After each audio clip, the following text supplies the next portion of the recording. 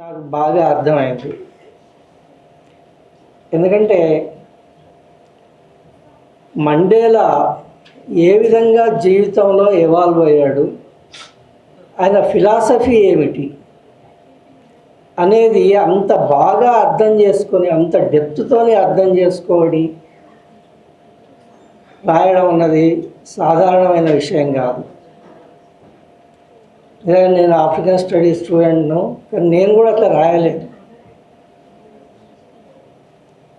మనిషి మొదటి నుంచి చివరి వరకు ఎట్లా ఎవాల్వ్ అయ్యాడు, అట్లాగే అన్ని రంగాలకు సంబంధించి, అన్ని విషయాలకు సంబంధించి ఆయన ఫిలాసఫీ ఏమిటి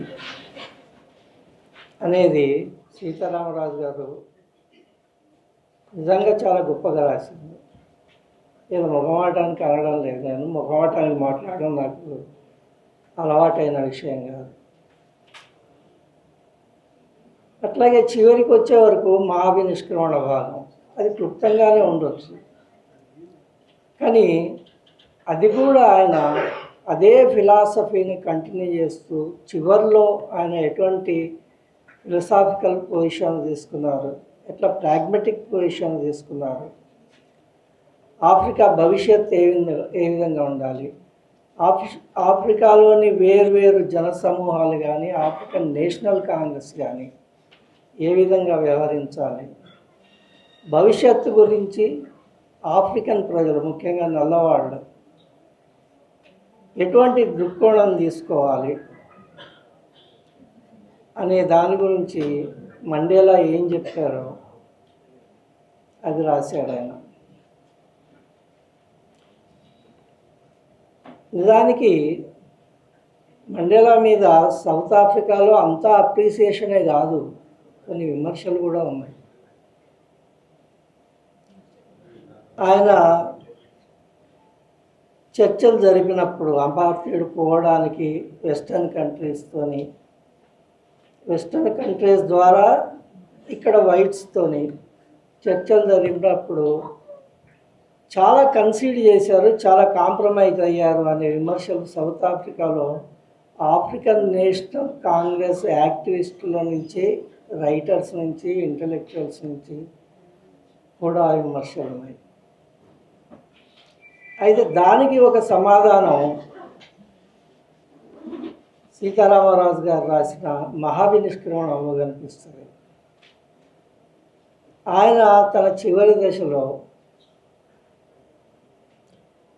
ఎట్లా వేరు వేరు జాతుల మధ్య సామరస్యత కోసం ఒక పంథాను అనుసరించాలో, ఒక దృష్టిని తీసుకోవాలి, దేశమంతా తిరిగి ప్రచారం చేసి చెప్తాను, లేకపోతే రక్తపాతం జరిగేది అని ఆయన భయం. ఆ రక్తపాతం జరగకూడదు. సో అంతకుముందు చాలా కాలం సాయుధ తిరుగుబాట్లు ఆఫ్రికన్ నేషనల్ కాంగ్రెస్ కానీ, పాన్ ఆఫ్రికన్ కాంగ్రెస్ కానీ, మిగిలిన గ్రూప్స్ కానీ చేసినాయి. అందులో చాలా ప్రాణాలు బలైనవి. అయినప్పటికీ ఆ ప్రజలు సాయుధ పోరాటం నుంచి విముఖత చూపించలేదు, దాన్ని కొనసాగించాలని అనుకున్నారు. కానీ అది ఎందుకు తగదు, ఏమి చేయాలి అనే విషయం మండేలా దేశమంతటా తిరిగి ప్రజలకు నచ్చజెప్పడానికి ప్రయత్నం చేసింది. రెండో ముఖ్యమైన పాయింట్ సీతారామరాజు గారు పాయింట్అవుట్ చేసింది, మార్పులు అనేవి రాత్రికి రాత్రి రావు. ఎందుకంటే ఆఫ్రికాలో సొసైటీని, ఎకానమీని, పాలిటిక్స్ను చూసినట్టయితే తెల్లవారి ఆధిపత్యం, పట్టు ఏ విధంగా ఉండేది అది అందరికీ తెలిసిన విషయం. ఆ మార్పులు రావాలి, అది మారిపోవాలి అనేది సహజమైన ఆకాంక్ష. కానీ అది రాత్రికి రాత్రి వచ్చేది మాత్రం కాదు అనే విషయం ఆయన ప్రజలకు నచ్చజెప్పడానికి చాలా ప్రయత్నం చేశారు. అయితే ఇంత చేసిన తర్వాత చివరికి ఏమిటి, ఇప్పటికీ అపార్థైడ్ పోయి 30 సంవత్సరాలు అయింది సరిగ్గా, ఈ 2024. ఈ 30 ఏళ్లలో వచ్చిన మార్పు ఏమిటి? రాత్రికి రాత్రి రాకపోవచ్చు మార్పు, కానీ 30 ఏళ్ల తర్వాత ఏమొచ్చింది, లేకపోతే ఒక 15 ఏళ్ల తర్వాత ఏమొచ్చింది? అప్పటి నుంచి ఇంకో 15 ఏళ్ల తర్వాత ఏమొచ్చింది అనే ప్రశ్నలు ఉన్నాయి. ఆ ప్రశ్నలను దృష్టిలో పెట్టుకొని మళ్ళా నెల్సన్ మండేలా ప్రజలకు ఏం చెప్పారు, రాత్రికి రాత్రి మార్పు రావాలని ఆశించకండి అని చెప్పడం బాగున్నది. కానీ 30 ఏళ్ల తర్వాత ఆయన చనిపోయిన తర్వాత ఆయన పార్టీ వరుసగా అధికారంలో ఉన్న తర్వాత 30 ఏళ్ళ తర్వాత ఆఫ్రికన్ నేషనల్ కాంగ్రెస్, మరి మెల్లిమెల్లిగానైనా మార్పులు ఏమొచ్చినాయి, ఎంతవరకు వచ్చినాయి అనేది చాలా ముఖ్యమైన ప్రశ్న. సీతారామరాజు గారికి నా కోరిక అనండి, సూచన అనండి, ఏమన్నానండి, ఆయన అపార్టీడ్ ముగిసిన తర్వాత ఈ 30 ఏళ్లలో వచ్చిన మార్పులు ఏమిటి, పరిస్థితి అంతా ముందే విధంగా ఉండేది, ఆ తర్వాత ఈ 30 ఏళ్లలో ఏం మార్పులు వచ్చినాయి అనేది రాసినట్టయితే, అంటే నేను ఇప్పుడు లిటరేచర్ అంటే I mean political economic literature ఎక్కువ ఫాలో కావడం లేదు కనుక నాకు ఐడియా లేదు. ఆయన అక్కడే ఉన్నారు కనుక ఆయనకు బాగా తెలుసు. డాక్యుమెంట్స్ కూడా ఎన్నో పబ్లిక్ డొమైన్లో ఉంటాయి కనుక అట్లా వచ్చిన మార్పులు ఏమిటి అనేది ఆయన కనుక రాయగలిగితే వర్తమానానికి కూడా చాలా రిలవెంట్గా ఉంటుంది. అది ఆయన ఇంగ్లీష్లో కనుక రాస్తే ఇంకా గొప్పగా ఉంటుంది. ఎందుకంటే బయట థర్డ్ వరల్డ్ కంట్రీస్ వాళ్ళకు ఈ విషయాలు తెలియదు కనుక ఆయన అటువంటి పుస్తకం post apartheid conditions, pre and post, వాటి మీద ఆయన ఒక పుస్తకం తెలుగుతో పాటు ఇంగ్లీష్లో కూడా రాస్తే చాలా ఉపయోగంగా ఉంటుందని నేను అనుకుంటున్నాను. వారిని అట్లా రాయవలసిందిగా కోరుతున్నాను. ఈ మాట ఎందుకంటున్నా అంటే దీనికి ఇంకొక సందర్భం కూడా ఉన్నది. 30 ఏళ్ల పాటు సొంత మెజారిటీతో పాలించిన ఆఫ్రికన్ నేషనల్ కాంగ్రెస్ కొద్ది నెలల క్రితం ఎన్నికల్లో ఓడిపోయింది. సొంత మెజారిటీ రాలేదు. రాకపోవడంతో ఏ తెల్లవారి ఆధిపత్యానికి వ్యతిరేకంగానైతే పోరాడిందో అదే తెల్లవారితో వాళ్ళ పార్టీతో కలిసి కోలిషన్ గవర్నమెంట్ ఫామ్ చేయవలసి వచ్చింది. అది చాలా ముఖ్యమైన ప్రశ్న. ఎందుకు వచ్చింది ఈ పరిస్థితి? ప్రజలు అసంతృప్తి చెందితేనే కదా ఆఫ్రికన్ నేషనల్ కాంగ్రెస్ను ఓడించేది, మెజార్టీ రాకుండా చేసింది. మెజార్టీ రాని పరిస్థితి ఎందుకు వచ్చింది 30 ఏళ్ళు పాలించిన తర్వాత? సరే, ఉపన్యాసాన్ని పొడిగించకుండా, ప్రసంగాన్ని పొడిగించకుండా నేను మీకు చిన్న ఉదాహరణలకు చెప్తాను. అపార్టైడ్ పోయిన తర్వాత ఇప్పటికి 30 ఏళ్ళు అవుతే ఈ కాలంలో మధ్యలో అంటే సుమారు 15 ఏళ్ళ గడిచిన తర్వాత నేను ఒకసారి సౌత్ ఆఫ్రికాకు వెళ్ళడం తటస్థించింది. అక్కడ కొన్ని విషయాలు గమనించిన, అవన్నీ ఆ వివరాలన్నీ చెప్పాను కానీ మీకు 2-3 చిన్న ఉదాహరణలు మాత్రం చెప్తాను.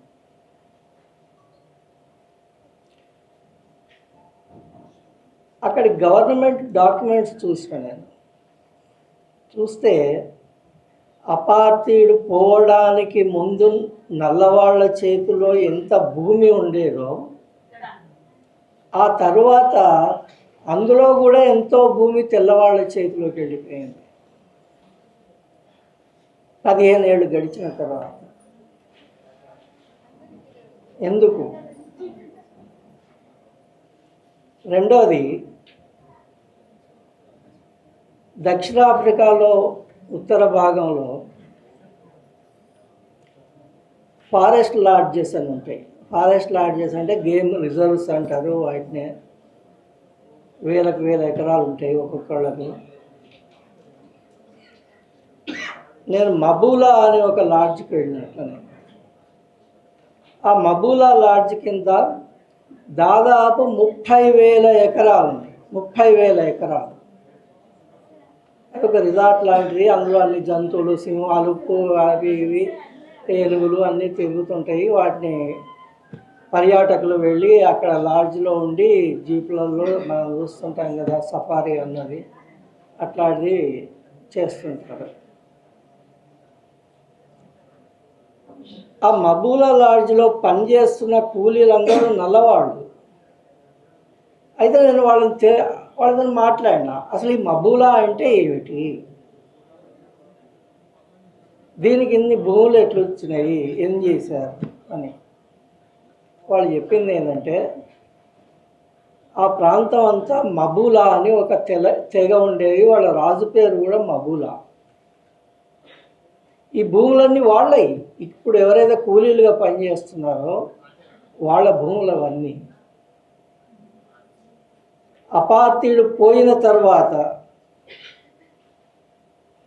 ఇంకా మండేలా జీవించి ఉండగానే, సరే ఆయన జోక్యం చేసుకోలేదు, కొత్త నాయకులకు అంతా వదిలిపెట్టారు, okay, that is fine. But still ఆయన జీవించి ఉండగానే టూరిజాన్ని అభివృద్ధి చేయడం పేరు మీద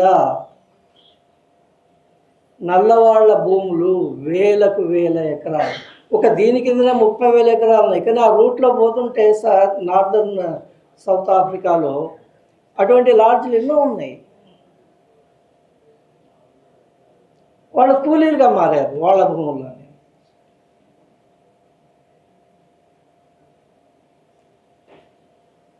ఈ మబూలా లాడ్జ్ ఎవరిదో తెలిస్తే మీరు ఆశ్చర్యపోతారు.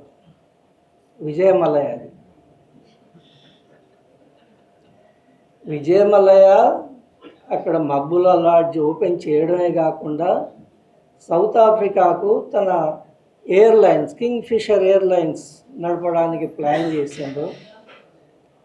అదే పీరియడ్లో ఇక్కడ ఆయన మీద కేసులు, దివాళాలు వగైరాలు అవన్నీ వచ్చినాయి.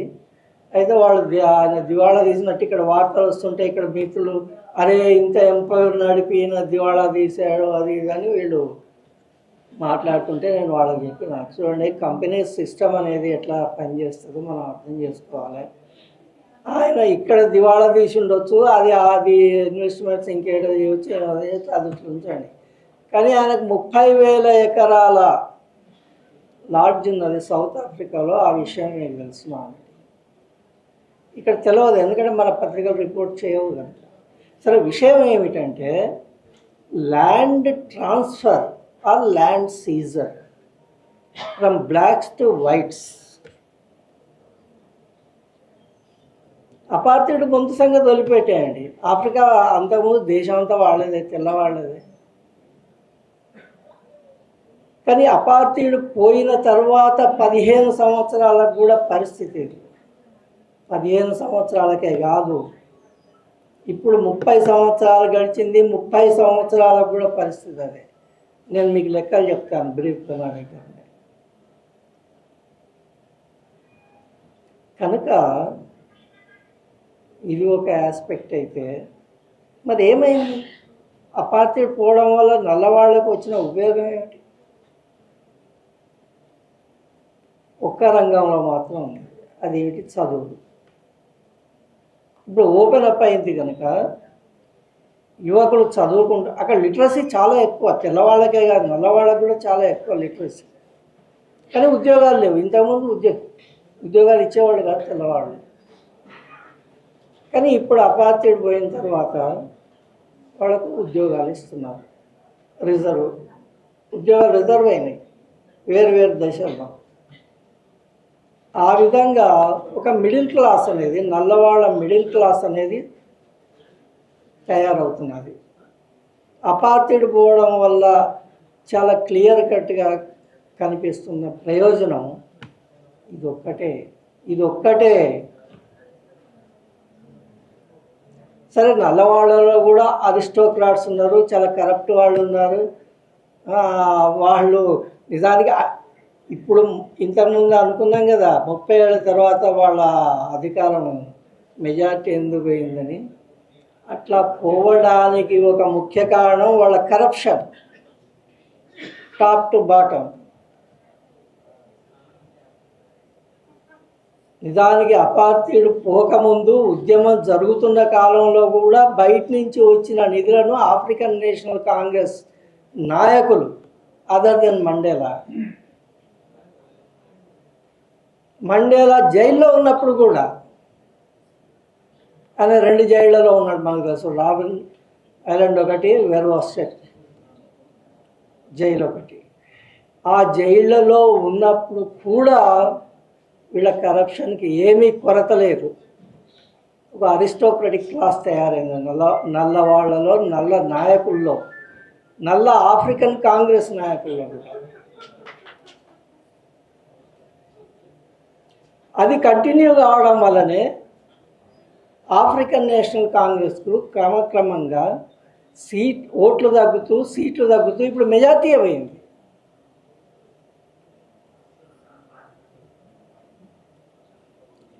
సార్ ఇది చూసినప్పుడు అనిపిస్తుంది, అరే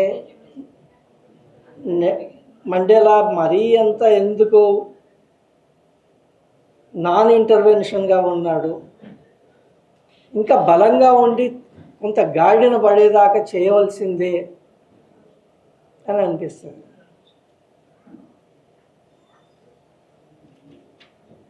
ఇటువంటి విమర్శలు ఆఫ్రికన్ నేషనల్ కాంగ్రెస్ కార్యకర్తలు ఎంతోమంది చేయగా నేను విన్నాను. అంటే ఆయనను కండెమ్ చేయడం కాదు, కానీ ఆయన ఇట్లా చేస్తే బాగుండేది. చేయకపోవడం వల్ల చూడండి ఇంకా ఇట్లా కష్టాల్లో ఉన్నాం అన్నారు. అట్లా నేను అక్కడ చూసిన గవర్నమెంట్ డాక్యుమెంట్స్లోనే ఇందాకే చెప్పిన ల్యాండ్ అపార్టీడ్ ముందు కంటే అపార్టీడ్ పోయిన తర్వాత ల్యాండ్ అలియనేషన్ ఫ్రమ్ బ్లాక్స్ పెరిగింది. ఏదో మార్జినల్గా కాదు, పర్సంటేజెస్లో, సిగ్నిఫికెంట్ పర్సంటేజెస్లో. గ్రామాలలో పరిస్థితి ఏమిటి? సౌత్ ఆఫ్రికాలో స్టెలెన్బాష్ అని ఒక సిటీ ఉన్నది, ఆర్థికంగా చాలా బలమైన కేంద్రం. గాంధీ జీవితం కూడా స్టెలెన్బాష్ సిటీ ముడిపడి ఉన్నది. సిటీకి ఆనుకునే ఒక టౌన్షిప్ ఉన్నది. టౌన్షిప్ అంటే మన అర్థంలో టౌన్షిప్ కాదు, ఊరికి ఆనుకొని పెద్ద విశాలమైన ప్రదేశంలో పూర్తిగా రేకుల కాంపౌండ్ వేస్తారు ఒకటి, అందులో అన్ని రేకుల ఇళ్ళే. నేను ఒక రాత్రి పోయినా ఆ టౌన్షిప్కి, వాళ్ళందరూ చెప్పిన ఏంటి, వాళ్ళంతా ఊళ్ళో నుంచి వచ్చిన రైతులు, మామూలు మనుషులు. వ్యవసాయం చేసుకోవడానికి వాళ్ళకి అంతో ఇంతో చిన్న చిన్న భూమి ఉంటే వ్యవసాయం చేసుకోవడానికి గవర్నమెంట్ నుంచి కానీ బ్యాంకుల నుంచి కానీ ఏమీ బ్యాకింగ్ లేదు. కాబట్టి వాళ్ళు భూములు అమ్మేసుకొని పోగొట్టుకొని ఇక్కడికి వచ్చి స్టెలెన్బాష్కి వచ్చి కూలీలుగా పనిచేసుకుంటున్నారు. రేకుల ఇళ్లలో ఉంది, రేకుల కాంపౌండ్లో ఉంది. ఆ పీరియడ్కి సంబంధించే నేను చెప్పిన ల్యాండ్ అలియనేషన్ లెక్కలు. ల్యాండ్ అలియనేషన్ లెక్కలు కనుక అటు గవర్నమెంట్ రికార్డ్స్, ఇటు టౌన్షిప్లో వాళ్ళు చెప్పిన మాటలు ప్రత్యక్షంగా, తర్వాత నేను చెప్పిన మబూలా ఉదాహరణ, ఈ మూవిటిని చూస్తే ఏమనిపిస్తుంది?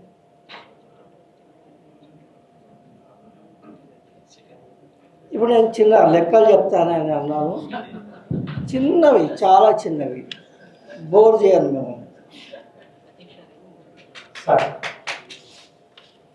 అది మానేయమని అంటే మానేస్తాను నేను.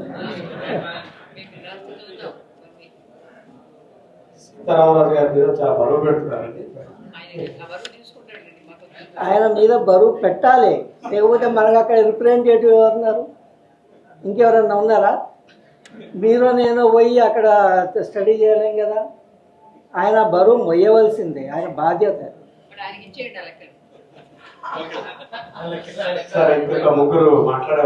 చాలా బ్రీఫ్గా 2-3 చెప్తాను, దాంతో ముగిస్తాను. హ్యూమన్ డెవలప్మెంట్ ఇండెక్స్లో యునైటెడ్ నేషన్స్ వాళ్ళ హ్యూమన్ డెవలప్మెంట్ ఇండెక్స్లో సౌత్ ఆఫ్రికా ర్యాంకు 1995లో 69, ఇప్పుడు 2021లో 109. ల్యాండ్కి సంబంధించి కేవలం 7% ఉన్న తెల్లవాళ్ళ దగ్గర ఇప్పటికి లేటెస్ట్ 72% భూములు ఉన్నాయి. 7% ఉన్న తెల్లవాళ్ళ దగ్గర 72% భూములు ఉంటే 4% ఉన్న 81% ఉన్న నల్లవాళ్ళ దగ్గర కేవలం 4% భూములు. సరే, ఇంకా ఎంప్లాయ్మెంట్కి సంబంధించి అవి ఇవి ఇవన్నీ లెక్కలు ఉన్నాయి. వాటి అన్నిటిలోకి నేను పోను. కానీ ఇవన్నీ నేను చెప్పడానికి ఉద్దేశం ఏంటంటే, ఇట్లా సీతారామరాజు గారిని మళ్ళీ మళ్ళీ పట్టుకునే అవకాశం నాకు రాదు, మీకు రాదు. కనుక ఆయన ఇక్కడి నుంచి అక్కడికి పోయే లోపల ఫ్రీ మైండ్తో పోకూడదు. మనం అంతా ఆయన మీద ఒక బరువు పెట్టినామనే మైండ్తోనే పోవాలి. అక్కడికి పోయినాక ఆ బాధ్యత నెరవేర్చాలి. తన టైం తను తీసుకోవచ్చు. ఎందుకంటే మీలో ఎందరో ఆయన్ను పర్సూ చేస్తారో నాకు తెలియదు, కానీ నేను మాత్రం మధ్య మధ్య గుర్తు చేస్తూనే ఉంటారు. ఈ పని మీరు సీరియస్గా తీసుకున్నారా లేదా, చేస్తున్నారా లేదా అని నేను అడుగుతుంటాను. కనుక ఆయనను మరొకసారి పూర్తి మనసుతోని అభినందిస్తున్నాను. పుస్తకం మీద మండేలాది చాలా అందమైన బొమ్మ వేసినందుకు కూడా ఆయన అభినందిస్తున్నాను. Thank you sir. సార్, మీరు మాట్లాడిన విషయాలు చాలా బరువైనటువంటి విషయాలు, అంటే చాలా విషయ తీవ్రతతో కూడుకుని ఉన్నాయి. సీతారామరాజు ఏమన్నారంటే, వచ్చేటప్పుడు కేవలం ఈ పుస్తకాల బరువుతో వెళ్దాం, అక్కడ ఆవిష్కరణ చెప్పుకునేది ఉన్నది అని అన్నాడు.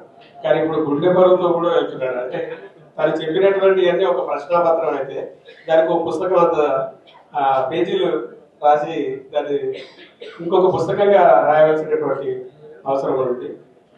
Thank you sir. ఇప్పుడు ఏలూరు నరసింహారెడ్డి గారు మాట్లాడతారు. సార్ కూడా హైదరాబాద్ విషాదం అని ఒక మంచి అనువాద గ్రంథాలు ఇచ్చారు. దాదాపు అందరికీ హైదరాబాద్ స్వాతంత్రం రాకముందు 47కు ముందు జరిగినటువంటి విశేషాలని ఉన్నటువంటి కవి విమర్శకుడు. వేదిక మీద ఉన్న పెద్దలందరికీ నమస్కారం. వేదిక ముందున్న సాహిత్య మిత్రులకు, ఇతర మిత్రులందరికీ నమస్కారం. ఇక్కడ నేను పుస్తకం గురించో రాపోల్ సీతారామరాజు గురించో 2-3 మాటలు చెప్పడానికంటే ముందు ఒక కన్ఫెషన్ స్టేట్మెంట్ ఇవ్వడం మంచిదేమో అని అనిపిస్తుంది. మృణాలిని మేడం లేవనెత్తిన అంశం అట్లా ఉంది. ఎందుకంటే సీతారామరాజు బహుశా సౌత్ ఆఫ్రికాకి ఉద్యోగం కోసం పోయినప్పుడు, అంటే సృజనశీలి ఎవరైనా ఒక కొత్త ప్రదేశానికి పోతే చాలా కొత్తగా చూస్తారు. అక్కడ ఉండి చూసే వాళ్ళ కళ్ళకి మన కళ్ళకి తేడా ఉంటుంది. మీరందరూ మీ ఎక్స్పీరియన్స్లో ఉండి ఉంటుంది. మీరు ఆలోచించుకోవచ్చు. ఆ ఊర్లో పుట్టి పెరిగి నడివేసి వచ్చి ముసలాడు అయిన వాడికి ఉండే తెలివితేటల కంటే పక్కూరు నుంచి వచ్చి ఆ ఊర్లో బతికేవాడికి ఎక్కువ తెలివితేటలు ఉంటాయి. తర్వాత అభివృద్ధిలోకి కూడా వస్తాడు వాడే. ఇది నేనైతే చాలా ఎక్స్పీరియన్స్గా చాలా ఊర్లలో చూస్తాను. అక్కడికి పోయేటప్పటికీ ఆయన సౌత్ ఆఫ్రికా అనగానే నెల్సన్ మండేలా ఎవరికైనా గుర్తొస్తాడు. ఇండియా అనగానే మనకు ఒక 2-3 నాయకులు గుర్తొచ్చినట్టు. అసలు ఈయన ఎక్కడివాడు, ఎంతటివాడు, ఏం చేశాడు, ఎట్లా చేశాడు అని చూస్తే ఆయనకి ఒక లింక్ ఇండియాకి తగిలి ఉంటుంది. అది ఆయన క్యూరియాసిటీని పెంచి ఉంటుంది అని నేను అనుకుంటున్నా. ఎందుకంటే ఇండియన్సే మొట్టమొదటి అక్కడ శాసన ఉల్లంఘన చేశారు. 1926 అనుకుంటా, 1906లో కూడా ఏదో చేశారు. 6లో చేసినారంటే 6లో చేశారు. దానికి ఒక శాసనోల్లంఘనకి గాంధీ నాయకత్వం వహించాడు. తర్వాత కాలంలో నెల్సన్ మండేలా చెప్పుకున్నాడు, గాంధీ నాకు స్ఫూర్తి ప్రదాత అనే అర్థం వచ్చే మాటలు చాలా చెప్పాడు. తర్వాత నెహ్రూ పుస్తకాన్ని చదివి ఆయన ఇన్స్పైర్ అయ్యాడు. ఇవన్నీ చూసిన తర్వాత ఆహా, నెల్సన్ మండేలా సౌత్ ఆఫ్రికా వాడే కాదు, మాకు కూడా సంబంధించిన వాడే, మా నేల స్వభావం లాంటిదే ఇక్కడి నేల స్వభావం అనే ఒక ఫీలింగ్కి వచ్చి నెల్సన్ మండేలా గురించి, దక్షిణాఫ్రికా గురించి, అంటే నెల్సన్ మండేలా గురించి మాట్లాడితే దక్షిణాఫ్రికా గురించి మాట్లాడితే నెల్సన్ మండేలా గురించి మాట్లాడినట్టే ఉంటుంది. కాబట్టి రెండింటి గురించి కొంత పరిశోధన చేయడం మొదలుపెట్టాడు. చేసి ఆయన ఇప్పుడు ఇందాక నేను అనుకుంటాను 3-4 పేజీలు ఉన్నాయి, ఏంటంటే చాప్టర్స్ ఉన్నాయి. మండేలా మహాత్ముడు ఎలా అయ్యాడు, ఇది రాసింది ఇటీవల కావచ్చు కానీ ఫ్రేమ్ అనేది 5-6 ఏళ్ల నుంచి అవుతుంది. తర్వాత దక్షిణాఫ్రికా ప్రస్థానం ఈ పుస్తకాని కోసమే రాసి ఉండవచ్చు. తర్వాత మండేలా జీవన ప్రస్థానంలో ముఖ్య ఘట్టాలని ఒక చిన్న లిస్టింగ్ చేశాడు. మహాభినిష్క్రమణం ఆయన రాసుకున్న పుస్తకం తర్వాత, ఆయన చనిపోయిన తర్వాత మిగిలిన చరిత్ర ఎవరు రాయాలని తను రాశాడు. ఇవన్నీ రాసిన తర్వాత ఆయన ఒక ఫీలింగ్లోకి వెళ్ళిపోయి నాకు ఫోన్ చేశాడు. ఏంటంటే నేను మండేలా మీద ఒక పుస్తకం రాస్తున్నా సార్ అన్నాడు. మండేలా మీద పుస్తకం రాస్తున్నా అంటే చాలా మంచిదే కదా, రాయి ఎలా ఉంటుంది, దాని రూపురేఖలు ఏంటి, ఎట్లాంటివి అంటే ఇదంతా చెప్పుకొచ్చి మరి అది నువ్వు రాస్తున్నావా లేకుంటే ఆయన రాసింది తీసి రాస్తున్నావు అంటే, ఆయన రాసిన పుస్తకాన్ని నేను అనువాదం చేస్తున్నా, కొంత నేను కూడా రాస్తున్నా సార్ అన్నాడు. నువ్వు రాసేదేదో ఇంకో పుస్తకం వేసుకోవచ్చు, ఆయన అనువాదం చేసేదేదో అదే పుస్తకంగా వేసుకోవచ్చు, రెండు కలిపి చూడడంలో ఏంటి అంటే అట్లాగా సార్, అది ఇది ఒకటే, నేను కొంత పరిశోధన చేస్తే కొంత ఇన్ఫర్మేషన్ దొరికింది, అది రాస్తున్నాను, అది కూడా చాలా పెద్దగానే ఉంది. తర్వాత ఆయన అనువాదం చదివిన తర్వాత అంతకంటే గొప్ప విషయాలు నేనేం రాయలేను అని నాకు అర్థమైంది. ఆయన గురించి ఆయన చెప్పింది చాలా అద్భుతంగా ఉంటుంది, ఒకవేళ నేను ఆయన జీవిత చరిత్ర రాస్తే అందులో నుంచి అంతా ఎత్తుకొచ్చి ఇలా రాసినట్టే ఉంటుంది అన్నాడు. అప్పుడు నేనేం చెప్పానంటే, దాన్ని అనువాదం అని పెట్టు, అనువాదానికి ముందు మాట కింద, ఇంట్రో కింద, లేకుంటే నేనెందుకు అనువాదం చేశానని నువ్వు ఎంతైనా రాసుకో అని చెప్పాను. అందువల్ల ఇది అనువాదం కింద వచ్చింది. సో ఆ మిస్టేక్ సీతారామరాజు ఏమన్నంటే అందులో ఒక 25% నాది కూడా ఉండుంటుంది. ఏదేమైనప్పటికీ ఈ అనువాదం పుస్తకం శుద్ధ అనువాదంగా, ఆయన ఇంట్రో ఇంత రాసుకున్నాడు అంటే 2-3 చాప్టర్లు రాశాడు, ముందు వెనక కలిపి 5-6 చాప్టర్లు రాశాడు. ఎక్కడ కూడా ఇది యథాతథ అనువాదమా, భావానువాదమా, లేదా స్వేచ్ఛానువాదం అట్లాంటివి ఏమీ చెప్పలేదు. ఈ చెప్పకపోవడం వల్ల రీడరు యాజ్ ఇట్ ఈజ్ అనువాదం అనుకుంటాడు, కానీ ఎట్టి పరిస్థితుల్లో అది యాజ్ ఇట్ ఈజ్ అనువాదం కాదని మనకు అర్థమవుతూ ఉంటుంది. ఎందుకంటే చాలా సరళమైన వాక్యాలు, అదేంటి విశ్వనాథ సత్యనారాయణ ఎంత గ్రాంధికంలో చెప్పడానికి తయారై రాసినా అది పొట్టి వాక్యాలే ఉంటాయి. అట్లా చాలా సరళ వాక్యాలు, చాలా స్పష్టంగా తెలుగు వాళ్ళ కోసం ఒక పాఠం రాసినట్టు రాశాడు. ఈయనకి ఇది రాయడానికి కారణం కూడా అంటే అబ్జర్వేషన్ చాలా ఉంటుందని ఇందాక మేడం చెప్పారు, మిగిలిన పెద్దలు కూడా చెప్పారు. అక్కడికి పోయేటప్పుడు నా హైదరాబాద్ విషాదం ఎత్తుకొని పోయి లేదా సాఫ్ట్ కాపీ తీసుకుపోయి నేను చాలా శ్రద్ధగా వేసిన దాంట్లో కూడా సార్ చిన్నవి 30-40 మిస్టేక్స్ వెతికి పెట్టిన సార్ అని పేజ్ వైజ్ నెంబర్లు ఇచ్చాడు. నెక్స్ట్ ప్రింట్లో ఇవి క్యారీ చేయాలి సార్, ఇవి బ్లండర్స్ కావు, కానీ ఈ తప్పు కూడా ఎందుకు ఉండాలి సార్ ఇందులో, చిన్న మిస్టేక్స్ అని. అంటే అంత శ్రద్ధగా పరిశీలించే స్వభావం ఉన్నటువంటి వ్యక్తి రాపోలు సీతారామరాజు. నా మిత్రుడు, మా ఊరివాడు, పక్క ఊరివాడు కాబట్టి ఈ స్వభావం అంతా నాకు తెలుసు. తీరా ఇందులోకి వెళ్ళి చూస్తే అది ఈయన రాసిన కథలాగా మొత్తం రాయకుండా ఆయనది ఎందుకు రాశాడు, ఒరిజినల్ని ఎందుకు ట్రాన్స్లేట్ చేశాడు అంటే అది ఆయన టోన్లో చెబితే తప్ప తెలుగు వాళ్ళకు ఎక్కదు. అది ఎంత నిజం అంటే నేను 2-3 అంటే ఈయన అబ్జర్వేషన్స్ కూడా ఉన్నాయి. ఈయన అబ్జర్వేషన్స్ ఏమంటాడంటే కమిట్మెంట్కు ఒక పెద్ద లిస్టింగ్ ఇచ్చాడు.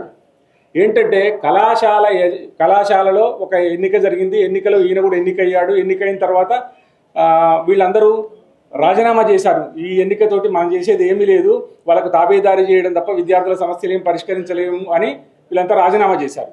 రాజీనామా చేస్తే యాజమాన్యం పిలిచి మీరందరూ రాజీనామా ఉపసంహరించుకోండి, మీరు ఉండండి అన్నారట. అంటే నెల్సన్ మండేలా మాత్రం నేను ఉపసంహరించుకోను అని కట్టుబడి ఉన్నాడు. కట్టుబడి ఉన్నందుకు వాళ్ళు బర్తరఫ్ చేశారు కాలేజీ నుంచి. బర్తరఫ్ని ఎదుర్కొన్నాడు కానీ రాజీనామాని ఉపసంహరించుకోలేదు. ఇది ఆయన కమిట్మెంట్ అని ఈయన లిస్టింగ్ చేశాడు. ఇట్లాంటి లిస్టింగ్లు ఇంకా నిజానికి చాలా ఉన్నాయి. జోహాన్స్బర్గ్ నగరంలో ఈయనకి మొట్టమొదటిసారి ఒక ఉద్యోగం ఇప్పించి ఆదుకున్నాడు. జోహాన్స్బర్గ్ పారిపోతారు వీళ్ళు, పారిపోయి అక్కడ ఏదైనా పని చేసుకుందామని ఆయన కేర్ టేకర్ నుంచి తప్పించుకొని పోయినప్పుడు మొదట ఉద్యోగం ఇచ్చాడు. వానికి ఎంత జీవితాంతం కట్టుబడి ఉండాలి కదా అని అనుకుంటాం నైతికంగా. కానీ ఈయన కాంగ్రెస్ పార్టీలో చేరిన తర్వాత, అంటే సౌత్ ఆఫ్రికా కాంగ్రెస్ పార్టీలో చేరిన తర్వాత పార్టీ ఏం చెప్తుందంటే అతనికి ఎగనిస్ట్గా ఓటేయమంటది. పార్టీ కమిట్మెంట్కు కట్టుబడి అతనికి ఎగనిస్ట్గా ఓటేస్తాడు. అంటే ఈయన కమిట్మెంట్ ఎంత గొప్పది అని చెప్పడానికి ఇట్లాంటివి ఈయన చెప్పొచ్చు.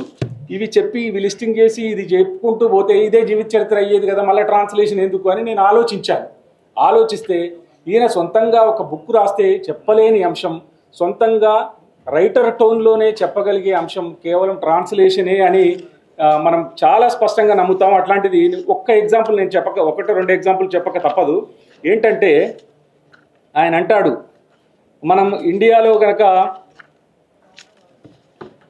అంబేద్కర్ ఎట్లా తన వివక్షని ఎదుర్కోవాల్సి వచ్చిందో అట్లాంటి వివక్షని చాలా బ్రహ్మాండంగా, అంటే వర్ణ వివక్ష, ఇందాక అపార్థీయుడు చెప్తున్నాడు కదా సారు, టంకశాల అశోక్ గారు చెప్పింది, అపార్థీయుడి గురించి చాలా బాగా రాస్తాడు. రాస్తూ ఈయన అడ్వకేటు, ఈయన ఇంకో ఫ్రెండ్ ఇద్దరు కలిసి ఒక అడ్వకేట్ బోర్డు పెట్టుకుంటారు. అడ్వకేట్ బోర్డు పెట్టుకుంటే అక్కడికి ఒకరో ఇద్దరో క్లయింట్స్ కాదు, 100 మంది క్లయింట్స్ వస్తూ ఉంటారు. వాళ్ళని తోసుకొని వీళ్ళు లోపలికి మెట్లెక్కి లోపలికి పోతూ ఉంటారు. లోపలికి పోతూ ఉంటే ఆ పక్కన అసలు ఎక్కడ ఒక అడుగు కూడా వేయలేనంత క్లయింట్స్ వస్తూ ఉంటారు. దానికి కారణం ఏంటి అంటే ఆయన చెప్పుకున్న ఈ రీజన్ ఈయన రాస్తే, లేదా నాలాంటి ఎవడో ఒక రచయిత రాస్తే చెప్పలేడు, సొంతంగా రైటరే చెప్పగలడు. తెల్లవాళ్ళకి మాత్రమే కేటాయించబడిన ద్వారం గుండా దాటినా నేరమే. నల్లోళ్ళ గురించి, తెల్లవాళ్ళకి మాత్రమే కేటాయించబడిన బస్సులో ప్రయాణించినా నేరమే, తెల్లవాళ్ళకి మాత్రమే కేటాయించబడిన కొలాయిలో నీళ్లు తాగినా నేరమే, తెల్లవాళ్ళకి మాత్రమే కేటాయించబడిన బీచ్లో నడిచినా నేరమే, తెల్లవాళ్ళకి మాత్రమే ఉండే వీధుల్లో కనిపించినా నేరమే, తనకు నచ్చిన పని చేసినా నేరమే, ఏ పని చెయ్యకపోయినా నేరమే. ఇట్లా ఇట్లా ఇట్లా లిస్ట్ చేసుకుంటూ వచ్చి చాలా పెద్దగా ఉంది అది చదివితే. ఈ నేరాల వల్ల వాళ్ళు తప్పనిసరి వకీళ్ళ యొక్క అవసరాన్ని కోరుకుంటారు. మరి నల్లవాడు ఎవడు వకీలు? ఇదంతా ఎవరికి? నల్లవాళ్ళ సమస్య. ఈ నల్లవాళ్ళ సమస్యకి ఒక రిలాక్స్ లాగా, ఒక హోప్, ఒక ఆశాదీపం లాగా ఈయన వచ్చాడు అని చెబుతూ కింద ఏమంటాడంటే, కోర్టులోనట ఒక తెల్లవాడు బుద్ధాయి ఇక్కడ నిలబడి అడ్వకేట్ అడగాలి కదా, సాక్షినో ముద్దాయినో అడుగుతుంటాడు కదా, నువ్వు ఆ రోజు ఏం చేశావు అంటే వాడు జవాబు చెప్పాలి. వాడు తెల్లవాడు జవాబు, వీడు అడిగితే బ్లాక్ అడిగితే నేను వైట్ని వాడికి జవాబు చెప్తానా అని జడ్జి దిక్కు చూసేవాడట. వాడు జడ్జి ఏం చేయాలి? కంటెంప్ట్ ఆఫ్ కోర్టు కింద తీసుకోవాలి, ధిక్కారం కింద తీసుకొని వాళ్ళకి పనిష్మెంట్ మొదలిచ్చేసేయాలి, దీనికే పనిష్మెంట్ ఇవ్వాలి. అట్లా ఇవ్వకుండా జడ్జి కూడా తెల్లవాడే కాబట్టి దాన్ని జడ్జి విని మళ్ళీ జడ్జి నోటి నుంచి ఈయనకు ఆన్సర్ చెప్పేవాడట. ఇట్లాంటి పరిస్థితులను ఎదుర్కొని లాస్ట్కు ఈ తెల్ల జడ్జిలు ఉండి ఈయన ఆర్గ్యూ చేస్తూ ఉంటే తట్టుకోలేక, నీకు అది కార్డు ఉందా, నువ్వు అడ్వకేట్ అనే అదేంటి మెంబర్షిప్ ఉందా, ఐడి ఉందా అని అడుగుతాడట. మెంబర్షిప్ కార్డు రోజు ఇంట్లో వేలాడేసుకుంటా, నా ఆఫీస్లో కూడా వేలాడేసుకుంటా, కానీ ఇక్కడ చూపించలేను కదా సార్, ఇప్పుడు ఆర్గ్యూ చేయనియండి, తర్వాత తెచ్చి మీకు చూపిస్తా అంటాడు. అంటే కూడా వినకుండా ఆ జడ్జి వాడిని బయటికి గెంటేస్తాడు. అట్లాంటి పరిస్థితుల నుండి వచ్చినటువంటి ఒక గొప్ప వ్యక్తి అంటే పరిస్థితులు అట్లా ఉన్నప్పుడు ఏమేమి డిసిషన్స్ తీసుకోవాలో ఆ డిసిషన్స్ తీసుకున్నాడు నెల్సన్ మండేలా. అది ఆయన టోన్ నుంచే చెప్పాలని ఈ పుస్తకం రాయాల్సిన అవసరం ఉందని నాకు అనిపించింది. నిజానికి great men will not do great things, they do the same thing in a different manner. అట్లా డిఫరెంట్ మేనర్లో చేశాడు. తర్వాత ఇంకొకటి అంటే మనకు బాగా నెల్సన్ మండేలా లాగా చూస్తే గాంధీని గుర్తు తెచ్చే ఈయన ఇన్స్పైర్ అయ్యాడు గాంధీ మాటల వల్ల, ప్రవర్తన వల్ల. తర్వాత ఆయన యాక్చువల్గా మై ఎక్స్పెరిమెంట్స్ విత్ ట్రూత్ కదా ఆయన చెప్పింది. ఆయన సత్యాన్ని ఆచరించి చూపించాడు కదా. దానికి ఎగ్జాంపుల్ లాగా హింస ఉండకూడదు, ఈ చర్చ వస్తుంది. ఒకసారి హింస ఉండాల్సిందే అని ఒక పెద్ద ఉపన్యాసం ఇస్తాడు. ఉపన్యాసం ఇస్తే పార్టీ పిలిచి క్లాస్ ఇస్తుంది ఆయనకి. ఇంత పెద్ద దేశంతో పోరాడుతున్నావు, ప్రభుత్వంతో పోరాడుతున్నావు, మనది చాలా చిన్న గ్రూపు, ఈ గ్రూప్లో ఉండి నువ్వు సాయుధ పోరాటం చేయమంటే ప్రభుత్వం నిన్ను బతకనిస్తుందా?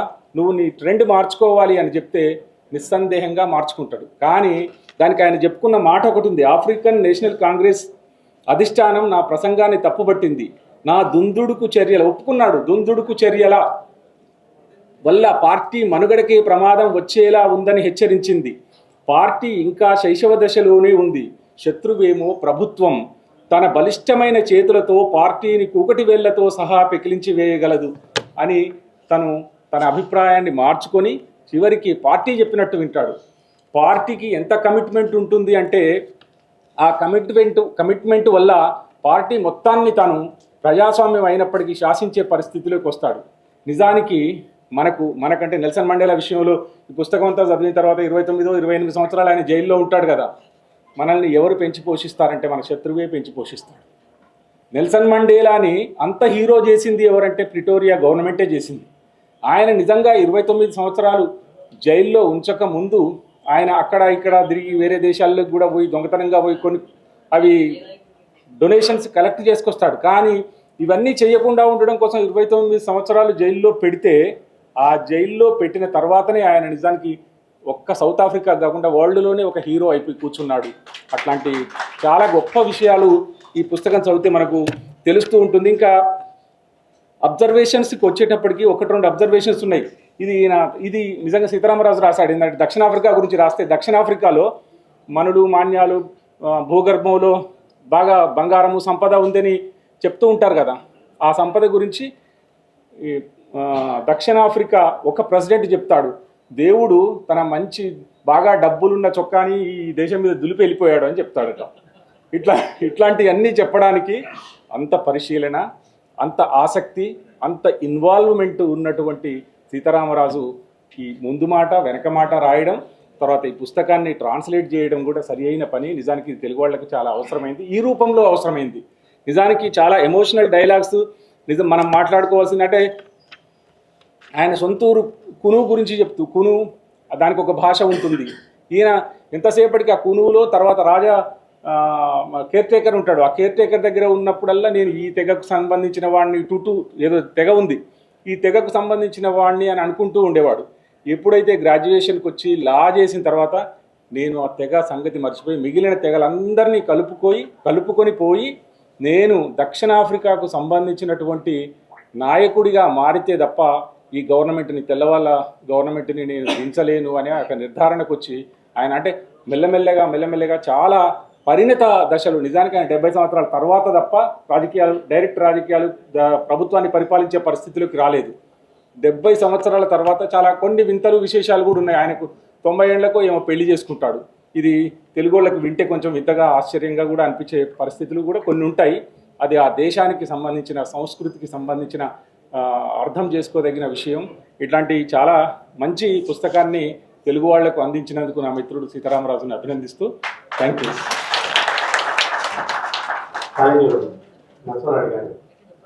దీంట్లో ఒక విషయాన్ని చెప్పిన తర్వాత చివరిలో ఒక వ్యాఖ్యతో ముగిస్తుంటారు, కానీ ఆ వ్యాఖ్య చాలా అద్భుతమైనటువంటి వ్యాఖ్యగా ఉంటుంది. నెల్సన్ మండేలా ఒక అజ్ఞాతవాసిగా అక్కడ జోహన్స్బర్గ్ ఆఫ్రికాలో ఎట్లా తలదాచుకున్నాడు, రహస్యంగా ఎట్లా సంచరించానని చెప్తూ చివరికి అంటాడు, నేనే కాదు మామూలు ఆఫ్రికన్స్ జీవితం కూడా ఇట్లానే బ్రతుకుతున్నారు అని అంటాడు. దాంతో అజ్ఞాతంలో ఎట్లా బ్రతుకుతున్నారో మిగతా మామూలుగా ఉన్నటువంటి ఆఫ్రికన్స్ కూడా అట్లానే బ్రతుకుతున్నారు అనేటువంటి చిన్న వ్యాఖ్య చాలా చీకటి నిజాలను బయటికి వెలికితీస్తాడు. ఇప్పుడు శంకర్ పామర్తిని వచ్చి ఒక 2 నిమిషాలు మాట్లాడవలసిందిగా కోరుతున్నాను. శంకర్ పామర్తి నెల్సన్ మండేలా మీద తీసినటువంటి క్యారికేచర్కే ఇది గ్రాఫిక్స్ అవార్డు అనేటువంటిది వచ్చింది. అంటే దాదాపుగా తొలి ఆసియావాసి ఆ క్యారికేచర్ ఆ గ్రాఫిక్స్ అవార్డు వచ్చినటువంటి వ్యక్తి. ఇది క్యారికేచర్ కళలో దాదాపుగా నోబెల్ ప్రైజ్ లాంటిది లేదా ఆస్కార్ ప్రైజ్ లాంటిది. శంకర్ నెల్సన్ మండేలా ఇచ్చినటువంటి ఆ క్యారికేచర్ లో ఉన్నటువంటి అంతరార్థాలను వివరించి చెప్పడం ద్వారా అప్పుడు దానికి అవార్డు వచ్చింది. 2 నిమిషాలు ఆ చిత్ర నేపథ్యాన్ని అప్పుడు మండేలాని ఎట్లా అర్థం చేసుకున్నానని వివరించవచ్చు. నేపథ్యం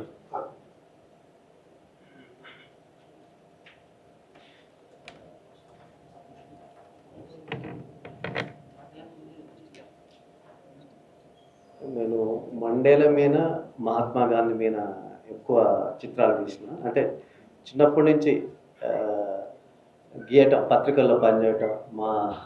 నా అభిమాన సంపాదకులు అశోక్ గారు ఒక గొప్ప మాట ఉన్నారు. నేను ఆయన దగ్గర వార్తలో కార్టూనిస్ట్గా పనిచేస్తున్నప్పుడు, నువ్వు రెగ్యులర్గా వేసే కార్టూన్లు కాదు, నీ రిజెక్టెడ్ కార్టూన్లు అన్ని కలిపి ఒక బుక్ వేసుకోమని చెప్పాడు సార్.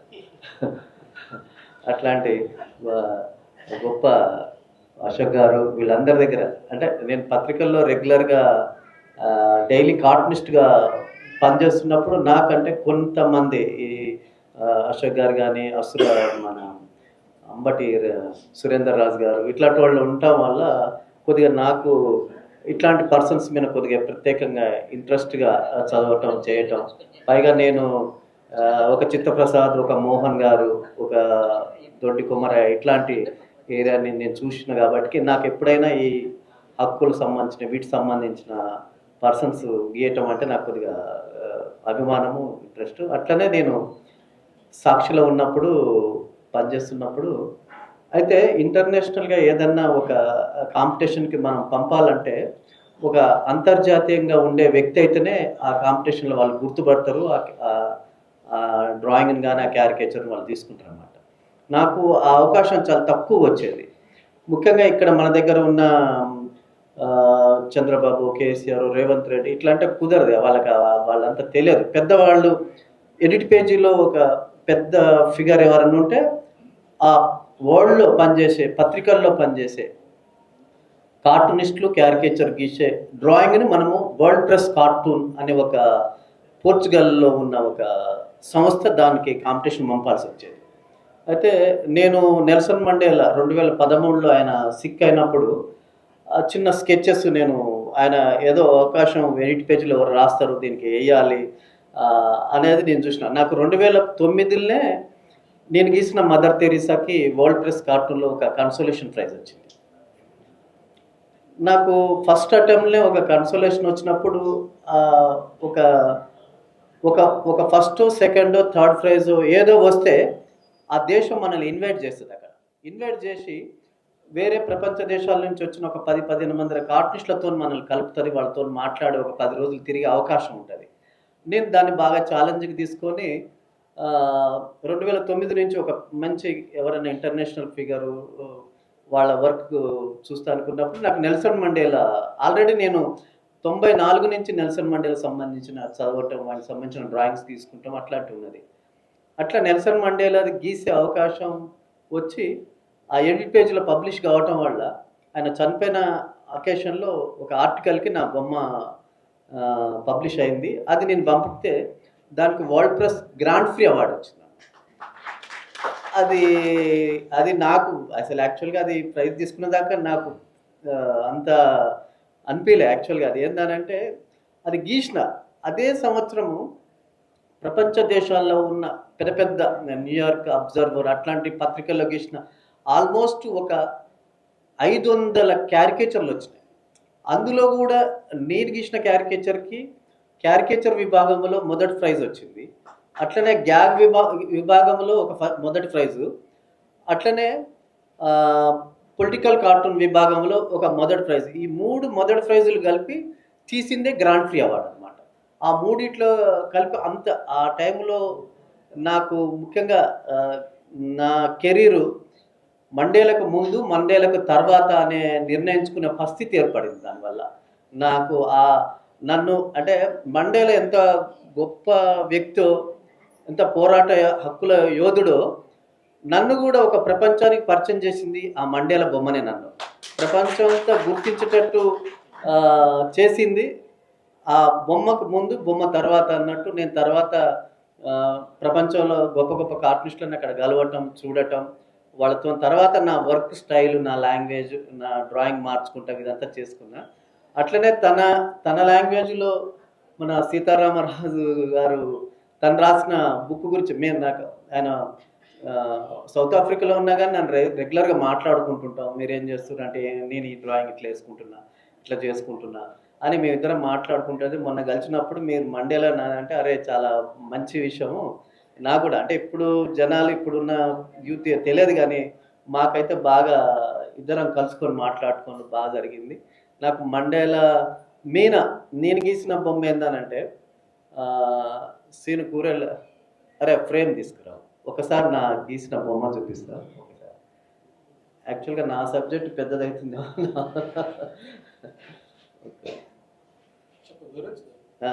ఒకసారి చూపిస్తాను, చూపించకుంటే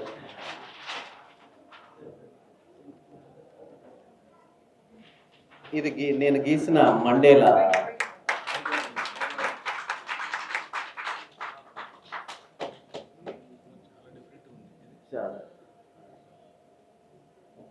అయితే ఇది అది నాకు తోచిన విధంగా నేను గీశాను దీన్ని. ఆయన అంటే పిడికిలు అనేది ఇక పోరాట హక్కుల యోధుడు కాబట్టి అదే బలంగా ఉండేటట్టు దాన్ని గీయటం, అక్కడ ఉన్న వాళ్ళ సౌత్ ఆఫ్రికా ట్రెడిషనల్ కల్చర్ని రిప్రజెంట్ చేసేటట్టు ఆయన షర్టు ఆ డిజైను ఆయన బ్లాక్ కాబట్టి బ్లాక్గానే గీయాలనేది ఒక డిసైడ్ చేసుకున్నాం. బ్లాక్ని మళ్ళీ మనం కలర్ గీయకూడదు, బ్లాక్గానే గీయాలన్నట్టు ఆయన ఇలా గీయటం జరిగింది.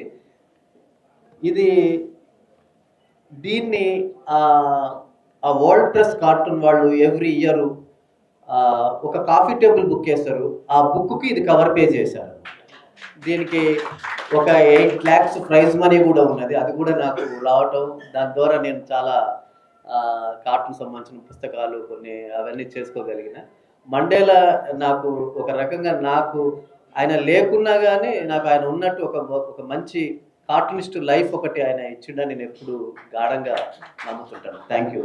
ఈ అవకాశం ఇచ్చిన సీతారామరాజు, నా బాల్యమిత్రుడు, నా క్లాస్మేట్ రఘుకి, మృణాలిని గారికి, వీరభద్రు గారికి, నరసింహారెడ్డి అన్నకి, ఎయిటర్ అన్న వేణుగోపాల్ గారికి, ముఖ్యంగా మా మిత్రుడు సీతారామరాజు గారికి అందరికీ మనస్ఫూర్తిగా కృతజ్ఞతలు చెబుతూ థ్యాంక్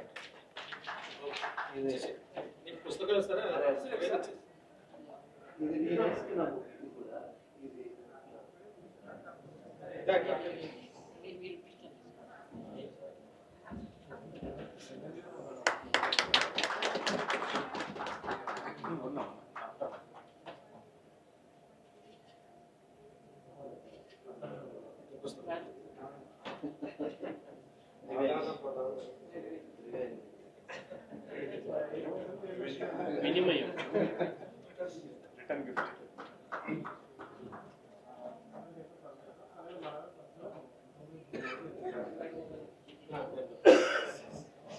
మండల బంగారు గడి అందించాడు ఇప్పుడు నేను వేణుగోపాల్ గారు మాట్లాడతారు. వేణుగోపాల్ గారు అనగానే మాకు మొట్టమొదటిగా పరిచయం అయింది రైలు బడి అనేటువంటి గొప్ప అనువాద పుస్తకం ద్వారా. అక్కడ ఈరోజు ఇట్లా ఈ అనువాద పుస్తకం గురించి మాట్లాడడం అప్పుడు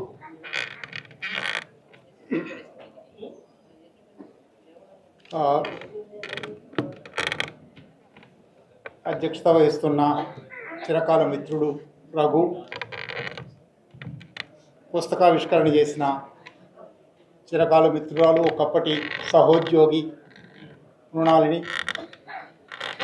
వేదిక మీద మిత్రులు భద్రుడు గారు, నరసింహారెడ్డి గారు, అశోక్ గారు, ఇవాల్టి కథానాయకుడు సీతారామరాజు, సభలో ఉన్న పెద్దలు, మిత్రులారా, నిజానికి సీతారామరాజు పేరు చాలా కాలంగా వింటున్నాను, పత్రికల్లో చూస్తున్నాను, కానీ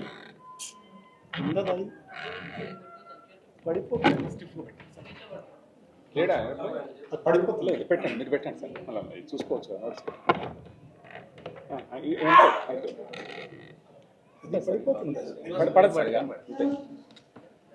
సీతారామరాజు గారి పేరు చాలా కాలంగా పత్రికల్లో చూస్తున్నాను, కానీ పరిచయం అయితే లేదు. ఒక వారం కింద మాత్రమే పరిచయం అయి వెంటనే పుస్తకం ఇచ్చి ఈ పుస్తక సభలో మీరు మాట్లాడాలి అని అన్నారు. పుస్తకం చదివాను, చాలా అద్భుతమైన పుస్తకం, తప్పకుండా మీలో ప్రతి ఒక్కరూ చదవాలి అని రికమెండ్ చేస్తూ, ఇప్పటికే పెద్దలు చాలా విషయాలు మాట్లాడారు కాబట్టి నేను మళ్ళీ ఆ విషయాల్లోకి పోను. సౌత్ ఆఫ్రికా అపర్థైడ్ తర్వాత ఏం జరిగింది ఆ విషయాల్లోకి ఇక్కడ పోవాల్సిన అవసరం లేదు. ఈ పుస్తకం ఆధారంగా ఇవాళ మనం ఏం ఆలోచించవలసి ఉన్నది, ఈ పుస్తకం మనం ఆలోచించడానికి పురికొల్పుతుంది అని చెప్పడానికి మాత్రమే నేను ప్రయత్నం చేస్తాను. నేను మొట్టమొదట మండేలా ఇంకా జైల్లో ఉన్నప్పుడు, అంటే 1988లో, ఆయన 90లో విడుదలయ్యాడు. ముఖ్యంగా తెలుగు సమాజంలో 80ల నుంచి ప్రారంభించి ప్రపంచవ్యాప్తంగానే ఆయన విడుదల కోసం చాలా పెద్ద ఎత్తున ఆందోళనలు, ఉద్యమాలు మొదలయ్యాయి. తెలుగు సమాజంలో కూడా 1980ల ప్రారంభం నుంచి మండేలా పేరు మారుమోగడం మొదలైంది. అప్పటికి 24 సంవత్సరాలుగా జైల్లో ఉన్నాడు. ఇంత దక్షిణాఫ్రికా ప్రజా పోరాటానికి ఒక దిక్సూచి లాంటి అరుణతార లాంటి వాడు. ఆ సందర్భంలో 1988లో ఆయన విడుదలకు 2 సంవత్సరాల ముందర వరవరరావు గారు కూడా జైల్లో ఉన్నారు. మండేలా మీద ఒక కవిత రాశారు. దాంతో ప్రారంభించాలని నాకు ఉంది. మనిషి అంటే చీకట్లో మండేలా ఉండాలి, మనిషి అంటే చీకట్లో మండేలా ఉండాలి, మండేలా చీకటి ఖండమే మండుతుందనడానికి నువ్వు నిదర్శనంగా ఉన్నావు, రాజకీయ ఖైదీ చైతన్యానికి నిర్వచనంగా ఉన్నావు, నిర్బంధాన్ని ధిక్కరించే స్వేచ్ఛకు సంకేతంగా ఉన్నావు. వలస పాలనే జైలు, జాతి విద్వేషమే యావజ్జీవ శిక్ష, విడుదలంటే జాతి విముక్తి, స్వేచ్ఛ అంటే విప్లవం. ఎవరి జీవితమైనా ఏమిటి, ఒక దినము ఒక రాత్రి. ఎవరి జీవితమైనా ఏమిటి, ఒక దినము ఒక రాత్రి. ఎవరి వ్యాపకమైనా ఏమిటి, ఒక ఇల్లు ఒక వృత్తి. ఎవరి గమ్యమైన నిర్ణయమైన మరణం కాక స్వేచ్ఛ అయితే మాత్రం వాళ్ళు ప్రజల్లో ఉన్నప్పుడు ప్రభాతంలా ఉంటారు, ప్రవాసంలో ఉన్నప్పుడు పరిమళంలా ఉంటారు, జైల్లో ఉన్నప్పుడు కొలిమిలో ఇనుములా ఉంటారు, మరణిస్తే అరుణ తారలవుతారు. నిజానికి మండేలా జైల్లో ఉన్నప్పుడు, మండుతూ ఉన్నప్పుడు ఎంతగా ప్రేమించామో, ఎంతగా గౌరవించామో, ఆయన విడుదలకు ముందే ఆయన ఆత్మకథ 94లో ఆయన అధ్యక్షుడు కాగానే వచ్చింది. ఆ ఆత్మకథలో చదివితే మొదటి అధ్యాయాలని 11 అధ్యాయాల పుస్తకం. అది పెద్ద 600 పేజీల మించిన పుస్తకం. సరిగ్గా ఆయన విడుదలకు సింక్రనైజ్ చేసి అంతర్జాతీయ ప్రచురణ సంస్థలు ప్రచురించాయి. దాదాపు మొదటి 10 అధ్యాయాలు, మొదటి 9 అధ్యాయాలు ఎంత ఉజ్వలమైన జీవితం, ఎంత అద్భుతమైన జీవితం అనిపిస్తుంది. 10వ అధ్యాయం ప్రెటోరియా ప్రభుత్వంతో, జాత్యహంకార ప్రభుత్వంతో, అత్యంత దుర్మార్గంగా వేలాది మందిని ఊచకోతలు కోసిన ప్రభుత్వంతో ఆఫ్రికన్ నేషనల్ కాంగ్రెస్ అగ్రనాయకులకు తెలియకుండా రహస్య చర్చలు ప్రారంభించాను అని ఆయన రాసుకున్నాడు. ఎట్లాగూ అధ్యక్షుడయ్యాడు కాబట్టి ఆయన దానికేమి ఆ రహస్య చర్చలు చేశానని చెప్పుకున్నందుకు కూడా సిగ్గుపడలేదు. ఆ తర్వాత అధ్యక్షుడు అయిన తర్వాత రీకన్సిలియేషన్ పేరుతో హంతకులకు, జాతిని 100-150 సంవత్సరాల పాటు చెరలో పెట్టిన వాళ్లకు క్షమాభిక్ష ప్రసాదిస్తున్నాననే పేరుతో వాళ్లతో ఐక్యతకు వచ్చాడు. అశోక్ చెప్పినట్టుగా అపర్థైడ్ తర్వాత 30 ఏళ్లకు ఆ దేశం అట్లా ఎందుకుంది అంటే మండేలా మార్పే కారణం అని నేను అనుకుంటాను. అయినప్పటికీ అదంతా తదనంతర జీవితం. కానీ ముందరి జీవితం అత్యద్భుతమైనది, ఉజ్వలమైనది. ఆ రోజుల్లో ముఖ్యంగా ఆయన జైల్లో ఉన్నప్పుడు తెలుగు సమాజం మీద దాని ప్రభావం ఎంతగా ఉండేదంటే, సరిగ్గా ఇక్కడ అల్లనారాయణ వచ్చాడో లేడో తెలియదు. మేమందరం విజయవాడలో పత్రికల్లో పనిచేస్తూ ఉన్నాము. అల్లనారాయణ కూతురు పుట్టింది. ఏం పేరు పెట్టాలంటే మండేలా రెండో కూతురు జింజీ అప్పుడే తండ్రి జైల్లో నుంచి రాసిన సందేశం పబ్లిక్గా చదివినిపించింది ఒక బహిరంగ సభలో. జింజీ అని పేరు పెట్టాడు. అంతగా మండేలాతో మమేకమైన ఒక తరం నుంచి వచ్చాం మేము. కానీ 30 ఏళ్ళు గడిచిపోయాయి, అదంతా జరిగి 40 ఏళ్ళు గడిచిపోయాయి. ఇప్పుడు మండేలా అంతగా ఒక ఆకర్షణీయమైన, ఆరాధనీయమైన వ్యక్తిగా ఉన్నాడా? నా వరకు నేను చెప్పలేను. కానీ మండేలా విడుదలైనప్పుడు చాలా సన్నివేశాలు విచిత్రంగా వస్తాయి లేదా సమయోచితంగా వస్తాయి. 1990 ఫిబ్రవరి 11న మండేలా విడుదలయ్యాడు. ఆ ఫిబ్రవరి 18న గద్దర్ అజ్ఞాతవాసం నుంచి బయటకు వచ్చాడు. హైదరాబాద్లో అతిపెద్ద సభ. నిజానికి మండేలా విడుదలయ్యాడని మేము చాలా ఉత్సవాల్లో ఉన్నాము. గద్దర్ బయటకు వస్తున్నాడు అని తెలిసింది. నిజాం కాలేజ్ గ్రౌండ్స్లో 2 లక్షల మందితో సభ. అది అంతా ఒక చరిత్ర. అంటే 2 ఉత్సాహాలు అప్పుడు వచ్చాయి. ఒక 4 ఏళ్ల తర్వాత ఆయన అధ్యక్షుడయ్యాడు. అధ్యక్షుడైనప్పుడే ఈ పుస్తకం వచ్చింది. పుస్తకం దగ్గర నుంచి ఆయన మీద కొంత నిరాశ జీర కూడా రావడం మొదలైంది. ఆ తర్వాత ఒక రకంగా దక్షిణాఫ్రికా గురించి పట్టించుకోవడం, దక్షిణాఫ్రికా వార్తలు చదవడం కూడా మానేసిన ఒక సందర్భం కూడా వచ్చింది. కానీ మళ్ళీ సీతారామరాజు పుస్తకం నాకు మళ్ళీ ఆ జ్ఞాపకాలన్నింటినీ తేవడం మాత్రమే కాదు, మళ్ళీ ఆ ఉజ్వలమైన యవ్వన జీవితాన్ని పునర్జీవించినట్టు చేసింది. అది అద్భుతంగా అంటే ఒక రకంగా ఆ వస్తువు మీద మనకు ఆసక్తి తగ్గిపోయినప్పటికీ, ఆ వస్తువు మీద ఆసక్తి లేనప్పటికీ, ఆ వస్తువు మీద మళ్ళీ పునరాసక్తి కలిగించినట్టుగా, ఆకర్షణీయంగా, ఆకట్టుకునేటట్టుగా, మళ్ళీ అంతగా రోమాంచితంగా, మళ్ళీ అంతగా రక్తం పరుగులెత్తేలా రాసిన సీతారామరాజుకు హృదయపూర్వకంగా అభినందనలు చెప్తాను. ఈ 30 ఏళ్ల తర్వాత, ఇంగ్లీష్లో వచ్చిన తర్వాత పుస్తకానికి 30 ఏళ్ల తర్వాత తెలుగు అనువాదం వస్తుంది. నిజానికి ఆత్మకథలు, జీవిత చరిత్రలు చదవడం దానికదే ఒక అనుభవం. ఆత్మకథలైనా జీవిత చరిత్రలైనా కొంత సమాచారం ఇస్తాయి. మామూలుగా వాళ్ళ జీవితం, మనుషులు అందరము సమానమే, అట్టడుగున అందరము ఒక్కటే, కానీ అందరి కోపతాపాలు, అందరి సుఖ దుఃఖాలు ఒకటే, కానీ మళ్ళీ విడివిడిగా మనుషులు విశిష్ట వ్యక్తులు కాబట్టి ఒక విశిష్ట వ్యక్తి ఆత్మకథను, జీవిత చరిత్రను చదువుతున్నప్పుడు మనకు కొంత సమాచారం తెలుస్తుంది, కొంత జ్ఞానం కలుగుతుంది, కొంత వివేకం కలుగుతుంది. ఇవి మాత్రమే కాదు, అవి గొప్ప ఆలోచనాస్ఫూరకంగా ఉంటాయి.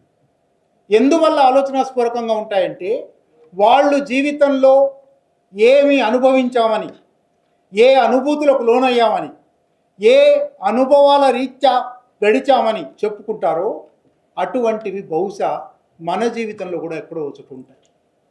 ఉదాహరణకు విరహం, ఉదాహరణకు ప్రేమ, ఉదాహరణకు దుఃఖం.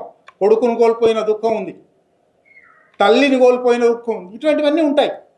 ఇవి వచ్చినప్పుడు ఒక తులనాత్మకత వస్తుంది. వాళ్ళు ఇదే సంఘటనను, ఇదే అనుభవాన్ని వాళ్ళు ఎట్లా అనుభవించారు, మనం ఎట్లా అనుభవిస్తాము. జీవిత చరిత్రలు మన ఆలోచనను ఉన్నతీకరించడానికి, మన ఆలోచనల్లో కొత్త ఉద్వేగాలు తేవడానికి, మన ఆలోచనలకు కొత్త కోణాలు చూపెట్టడానికి జీవిత చరిత్రలు, ఆత్మకథలు చాలా చాలా చాలా ఉపయోగపడతాయి. ముఖ్యంగా మండేలా లాంటి జీవిత చరిత్ర చూసినప్పుడు ఆయన ఒక జాతి వివక్ష, అత్యంత క్రూరమైన, హంతకమైన జాతి వివక్ష అమలైన రాజ్యంలో పుట్టి పెరిగాడు. ఆ జాతి వివక్షను పోగొట్టడానికి పోరాడాడు. దానికి సమానమైన కుల వివక్ష, బహుశా మత వివక్ష కూడా పెరుగుతున్న ఒక వాతావరణంలో ఉన్న మనం అది చదువుతున్నప్పుడు బహుశా ఈ పోలికలు ఏమైనా ఉన్నాయా? ఇంత దుర్భరమైన పరిస్థితి నుంచి దాటి ఆయన వచ్చాడు, ఆ దుర్భరమైన పరిస్థితిని మనం అనుభవిస్తున్నాము, మనం దీన్ని ఎట్లా దాటగలము? ఆయన ఈ దాటడానికి ఏ పోరాటాలు చేశాడు, ఏ వ్యూహాలు పన్నాడు, ఎట్లా సమీకరణ చేశాడు, ఎట్లా పోరాడాడు, మనకు అవి ఏవైనా పాఠాలు ఇస్తాయా? ఇది మండేలా జీవితము, మండేలా పోరాటము, మండేలా పొందిన ప్రతి అనుభవము మనకు ఏదో ఒక స్థాయిలో ఉపయోగపడుతుంది. నిజంగా ఆయన అనుభవించిన నిర్బంధం, జైల్లో 27 ఏళ్ల పాటు ఆశ్చర్యం వేస్తుంది.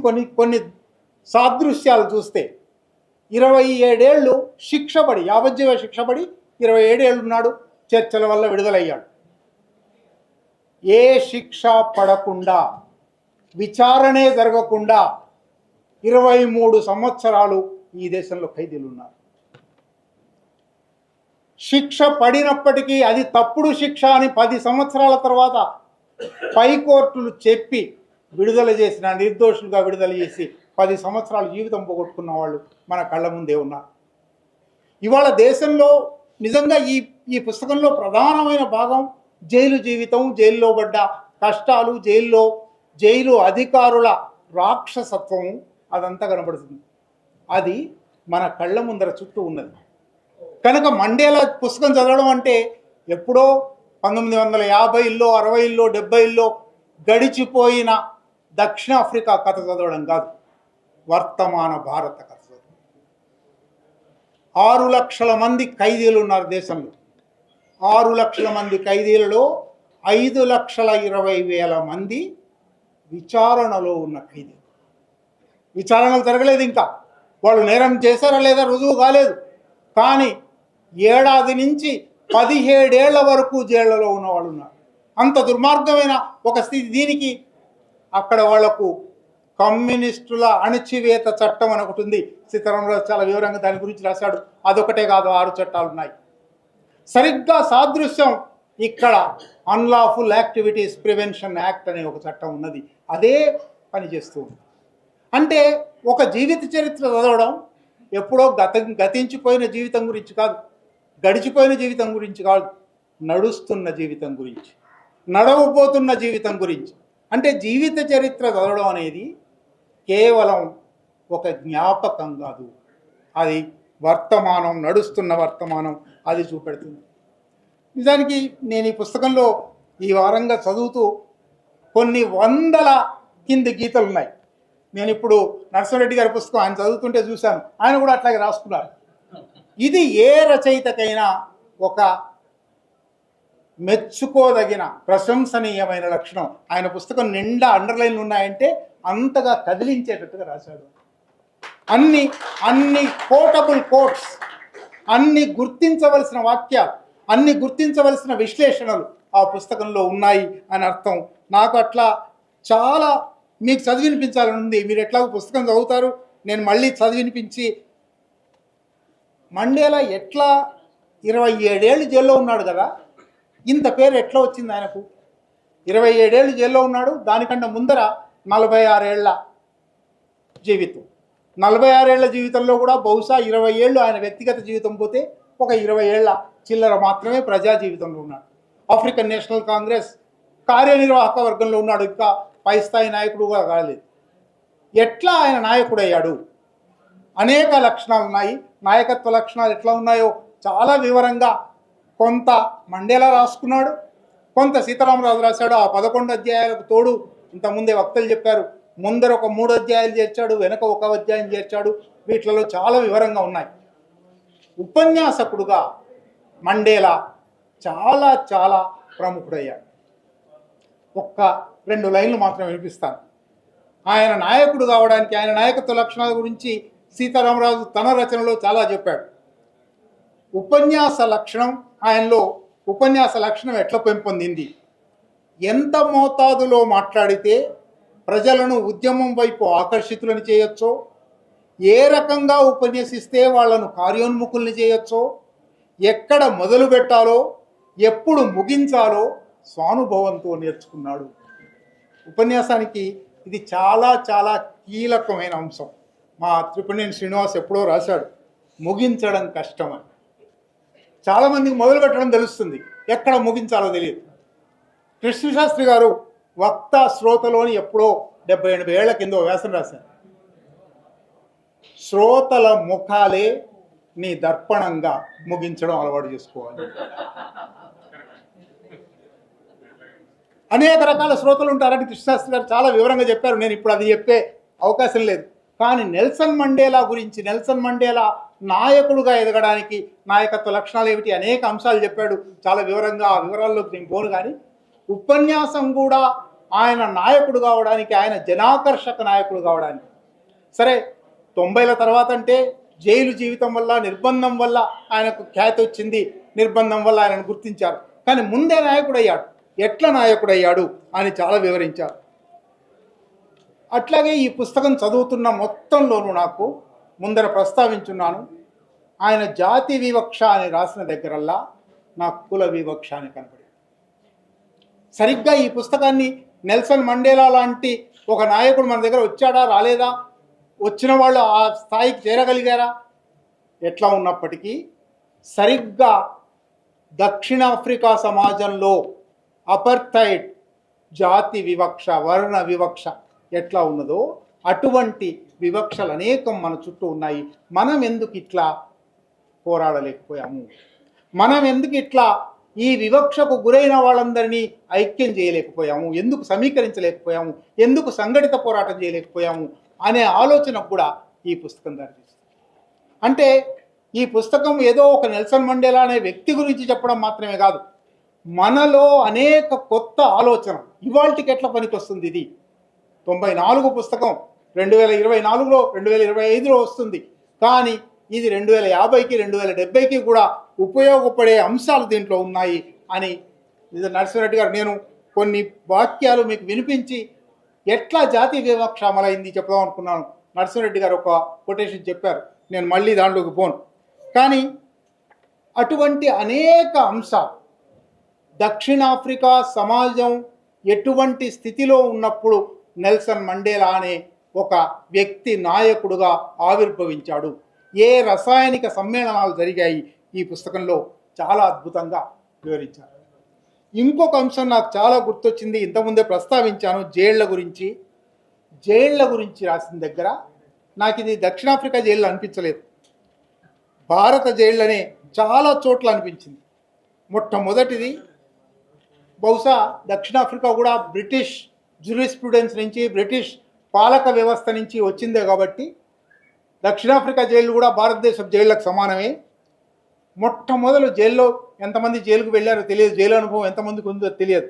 ఇక్కడ ఒకచోట రాస్తాడు, ప్రతి వాళ్ళు జైలుకు వెళ్తే కానీ ఏం సమాజ స్వభావం ఏమిటో అర్థం కాదు అని మండేలా అన్నాడు. మొట్టమొదలు జైలుకు వెళ్ళగానే మిమ్మల్ని నగ్నం చేస్తారు, ఒంటి మీద నూలు పోగు లేకుండా చేస్తారు, తోటి ఖైదీల ముందర, జైలు అధికారుల ముందర. అంటే మీ ఆత్మవిశ్వాసాన్ని ధ్వంసం చేస్తారు. వాళ్ళు దానికి చెప్పుకునే కారణం ఏంది? బ్రిటిష్ జ్యూరిస్ప్రుడెన్స్లో ఏమన్నారు? జైలు అంటే రక్షణ నిలయం.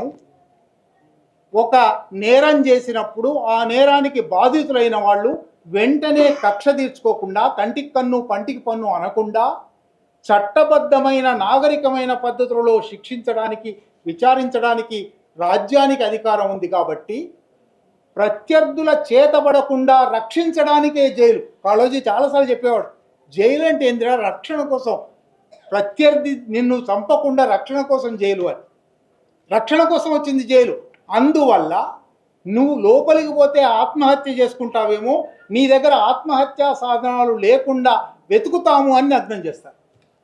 ఎంత అంటే బ్రిటిష్ వలస మనకు వచ్చిన అనర్థాలకు చాలా వాటికి కారణం, సరే మన కుల వ్యవస్థ, మన బ్రాహ్మణ్యం ఉన్నప్పటికీ వలసవాదం మనకిచ్చిన అనేక జాడ్యాలు ఉన్నాయి. ఆ జాడ్యాల్లో ఇది ఒకటి.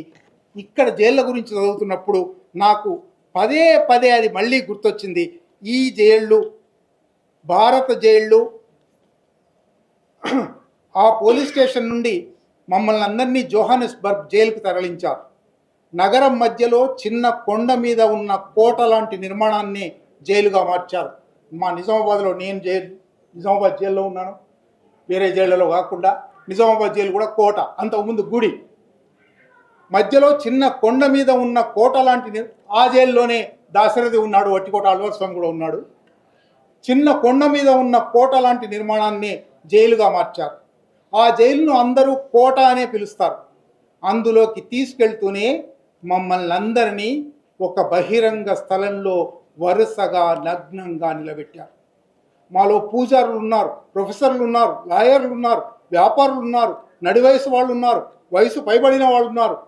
అందరికీ సమాజంలో పలుకుబడి గౌరవ మర్యాదలు ఉన్నాయి. అయినా ఆ సమయంలో అందరం నగ్నంగా చల్లగాలికి వణుకుతూ బిడియంతో గంటకు పైగా నిల్చుని ఉన్నాం అని రాసి, మండేలా, నిజంగా మండేలా ఎందుకంత నాయకుడయ్యాడు, ఎంత ఆకర్షణ శక్తి ఇచ్చిందంటే ఈ స్వానుభవం నుంచి ఆయన ఎక్కడికి పోతాడంటే ఆ దేశపు జైళ్లలో గడిపితే కానీ ఆ దేశాన్ని పూర్తిగా అర్థం చేసుకోలేమంటారు. ఒక దేశంలోని అత్యున్నత పౌరులకు ఇచ్చే గౌరవ మర్యాదలను బట్టి కాక ఆ దేశంలో ఉండే అతి సామాన్య ప్రజలకు ఇచ్చే గౌరవాన్ని బట్టి ఆ దేశ సంస్కారాన్ని అంచనా వేయాలి. అంటే ఏ అనుభవం నుంచి, ఏ వ్యక్తిగత నిర్దిష్ట అనుభవం నుంచి, ఏ సాధారణ సార్వత్రిక సూత్రాలకు, తాత్విక సత్యాలకు దారితీశాడు. ఇట్లా చెప్తూ పోతే అనేక అంశాలు దీనిలో ఉంటాయి. అట్లాగే ఇంకొక అంశం ఉంది, పోలీస్ వ్యవస్థ కూడా వలసవాదులు, బ్రిటిష్ వలసవాదులు ఇక్కడ తయారు చేసింది, అక్కడ తయారు చేసింది. ప్రాసిక్యూషన్ ఈయన మీద కేసు పెడుతుంది. ఇక్కడి ప్రాసిక్యూషను అక్కడి ప్రాసిక్యూషన్ కూడా ఒక్కలాంటివే. వాళ్ళు ఈయన మీద ఛార్జ్ షీట్ తయారు చేశారు. ఆ ఛార్జ్ షీట్ మొదటి కేసులో, మొదలు 5 సంవత్సరాలు శిక్ష పడిన కేసులో ఆ ఛార్జ్ షీట్లో ఏమేమి ఉన్నాయట? ఐక్యరాజ్య సమితి మానవ హక్కుల బులెటిన్ మొదలు, ఛార్జ్ షీట్లో ఒక పార్ట్ అది ఐక్యరాజ్య సమితి మానవ హక్కుల బులెటిన్ మొదలు రష్యన్ వంట పుస్తకాల వరకు ఉన్నాయి. ఆఖరకు 1955లో జరిగిన ఆఫ్రికన్ నేషనల్ కాంగ్రెస్ జాతీయ మహాసభలో జప్తు చేసుకున్న ఆహార పదార్థాల వివరాలు వివరించే నామఫలకాలు, మెను, వాళ్ళ మహాసభల్లో మెను పెట్టుకున్నారు. మెను కూడా ఛార్జ్ షీట్లో పెట్టారు. భీమా కోరెగాం కేసు ఛార్జ్ షీట్లో ఈ ఛార్జ్ షీట్ కొన్ని వేల పేజీలు, మొత్తంగా అందజేసిన సాక్ష్యాల సంఖ్య 12,000. తిలకాష్ట మహిషబంధనం తయారు చేస్తారు. భీమా కోరెగాం ఛార్జ్ షీట్లో అది కూడా 16,000 పేజీలు. సి నారాయణ రెడ్డి గారు చనిపోయినప్పుడు వరవరరావు గారు ఆయన మీద ఓ వ్యాసం రాశారు. ఆంధ్రజ్యోతిలో వచ్చాయి. ఆంధ్రజ్యోతిలో అచ్చైన కాపీ, ఈయన టైప్ చేసి కంప్యూటర్ కాపీ, అవి రెండు కూడా ఛార్జ్ షీట్లో ఉన్నాయి. అది ఎట్లా ఛార్జ్ షీట్? తిలకాష్ట మహిషబంధనాలు తయారు చేస్తారు. ఇది ఇవాళ ఇక్కడ చేయలేదు. 1957లో దక్షిణాఫ్రికాలో చేశారు. 2018లో భీమా కోరెగాంలో నాకు పూణేలో చేశారు. ఇదే బ్రిటిష్ వలస పాలనా పద్ధతి కొనసాగుతుంది అని చెప్పడానికి ఒకటి 2 అంశాలు చెప్పి ముగిస్తాను. ఇప్పటికి ఎక్కువసేపు తీసుకుంటే క్షమించాలి. ఇంకొక ఘట్టం నాకు చాలా ఆశ్చర్యం అనిపించింది, చాలా దగ్గరది, హృదయానికి దగ్గరది అనిపించింది. మండేలా ఒకసారి పోలీసులు వచ్చి పట్టుకున్నప్పుడు ఈయన న్యాయవాది కదా అనుకొని చేతిలో జేబులు పెట్టుకొని కొంచెం స్టైల్గా మాట్లాడుతుంది. మాట్లాడినందుకు ఇంకా ఎక్కువ కోపం వచ్చింది పోలీసులు. నేను నా ప్యాంటు జేబులో చేతులు పెట్టుకొని దర్జాగా నిలబడి ఉన్నాను.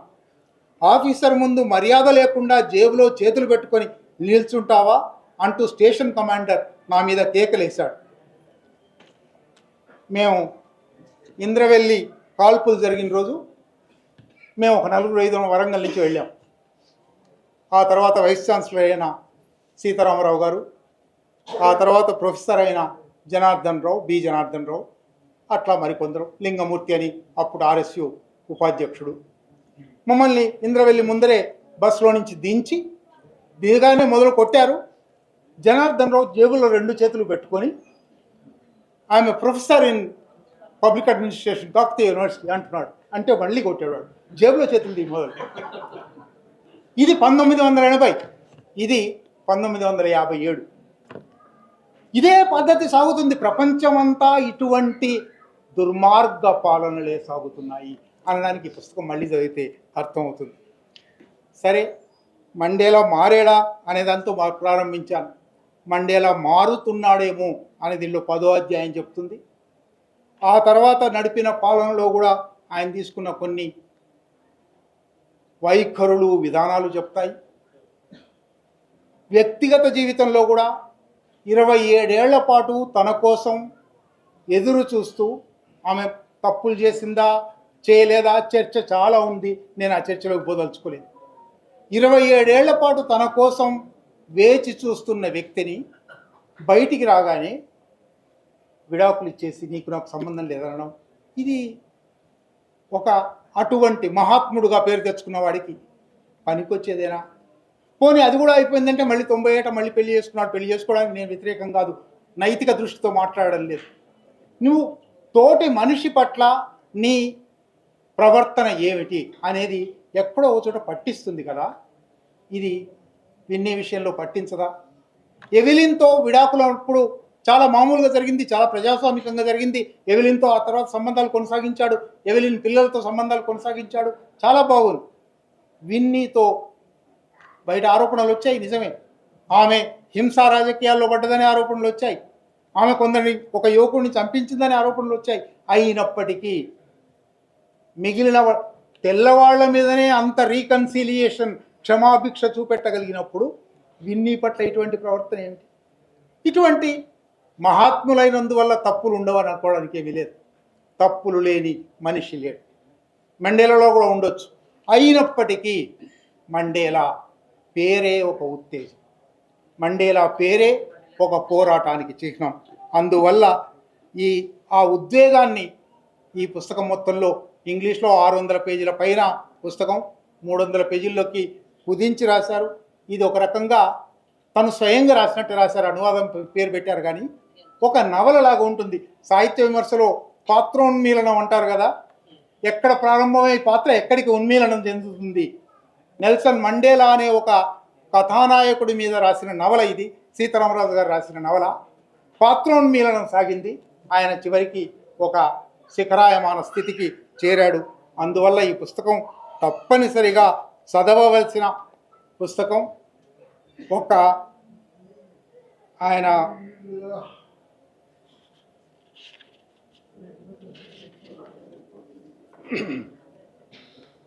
27 తర్వాత ఆయన ఒక జైల్లో గృహ నిర్బంధం లాంటి చోట ఉన్నప్పుడు కుటుంబం అంతా వస్తుంది. ఆ కుటుంబంలో వాళ్ళందరినీ మొదటిసారి కలుసుకుంటున్నాడు చాలా ఏళ్ల తర్వాత. నా మనసు ఇదొక్కటి చదివి వినిపిస్తాను, ఎందుకంటే చాలా ఆర్ద్రంగా రాశారు. మండేలా గురించి కూడా చాలా గౌరవం కలుగుతుంది, సీతారామరాజు మీద సరే గౌరవం కలుగుతుంది. నా మనసు భావోద్వేగంతో నిండిపోయింది, గుండె వేగంగా కొట్టుకుంటుంది. వాళ్ళ కోసం నేను గదిలో ఎదురు చూస్తున్నాను. నా బిడ్డ గది లోపలికి వస్తూనే తన పసిపాపను తన భర్త చేతుల్లోకి విసిరేసినంత పనిచేసి పరిగెత్తుకుంటూ వచ్చి నన్ను బిగ్గరగా కౌగిలించుకుంది. ఎప్పుడో పసిపాపగా ఉన్నప్పుడు ఎత్తుకున్నాను నా బిడ్డను. నా కళ్ళకు దూరంగా పెరిగి పెద్దదై ఇప్పుడు తనకు పుట్టిన పసిపాపతో నా ముందుకొచ్చింది. ఒక సైన్స్ ఫిక్షన్ నవలలో కాలచక్రం గిర్రున తిరిగినట్లుగా అకస్మాత్తుగా పూర్తిగా ఎదిగిన బిడ్డను కౌగిలించుకోవడం ఒక అద్భుతమైన అనుభవం. తర్వాత నా అల్లుని ఆలింగనం చేసుకున్నాను.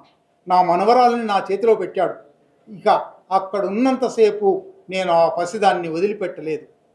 పూబాల లాంటి ఆ పసిదాన్ని ఎత్తుకోవడంలో ఉన్న ఆనందం కంటే గొప్పది ఇంకేదీ లేదని అనిపించింది. ఈ కలయికలో ఇంకో ప్రయోజనం కూడా ఉంది. మా ఆచారం ప్రకారం పాపకు తాతనే నామకరణం చేయాలి. నేను ఆ పాపకు పెట్టిన పేరు జాజీవే, అంటే అర్థం ఆశ. ఆ ఆశ కోసం పుస్తకం 27 ఏళ్ల నిర్బంధం తర్వాత అప్పుడే కలిసిన మనవరాలికి ఆశ అని పేరు పెట్టాడు. అప్పటికి నిజానికి విడుదలవుతాడనే నమ్మకం లేదు, విడుదలవుతాడని తెలియదు, అధ్యక్షుడు అవుతాడని తెలియదు. కానీ ఆశ అని పేరు పెట్టాడు. సాహిత్యం చేయగల పని మనుషుల్లో ఆశ నింపడమే. ఆయనే ఒక మాట అన్నట్టు, ధైర్యం అంటే భయం లేకపోవడం కాదు, భయాన్ని అధిగమించడం. భయపడని వ్యక్తి కంటే భయాన్ని ఎదిరించి గెలిచిన వాడే నిజమైన ధైర్యవంతుడు. అటువంటి ధైర్యవంతుడి కథను తెలుగు సమాజానికి 30 ఏళ్ల తర్వాతనైనా సమగ్రంగా, ఆర్ద్రంగా, సాంద్రంగా అందించినందుకు సీతారామరాజుకు హృదయపూర్వక కృతజ్ఞత.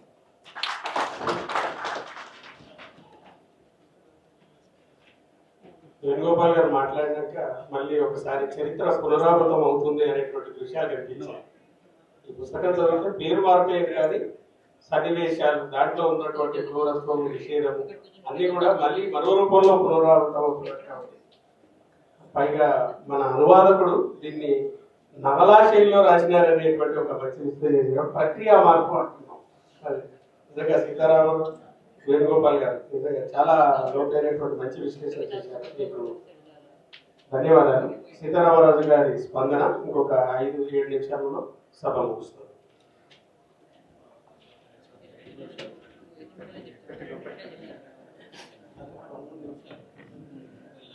ప్రేమతో నన్ను ఆశీర్వదించడానికి వచ్చిన వేదిక మీద ఉన్న పెద్దలందరికీ, నన్ను ప్రోత్సహించడానికి ఆశీస్సులు అందడానికి వచ్చిన వేదిక ముందు ఉన్న అందరికీ నా నమస్కారాలు.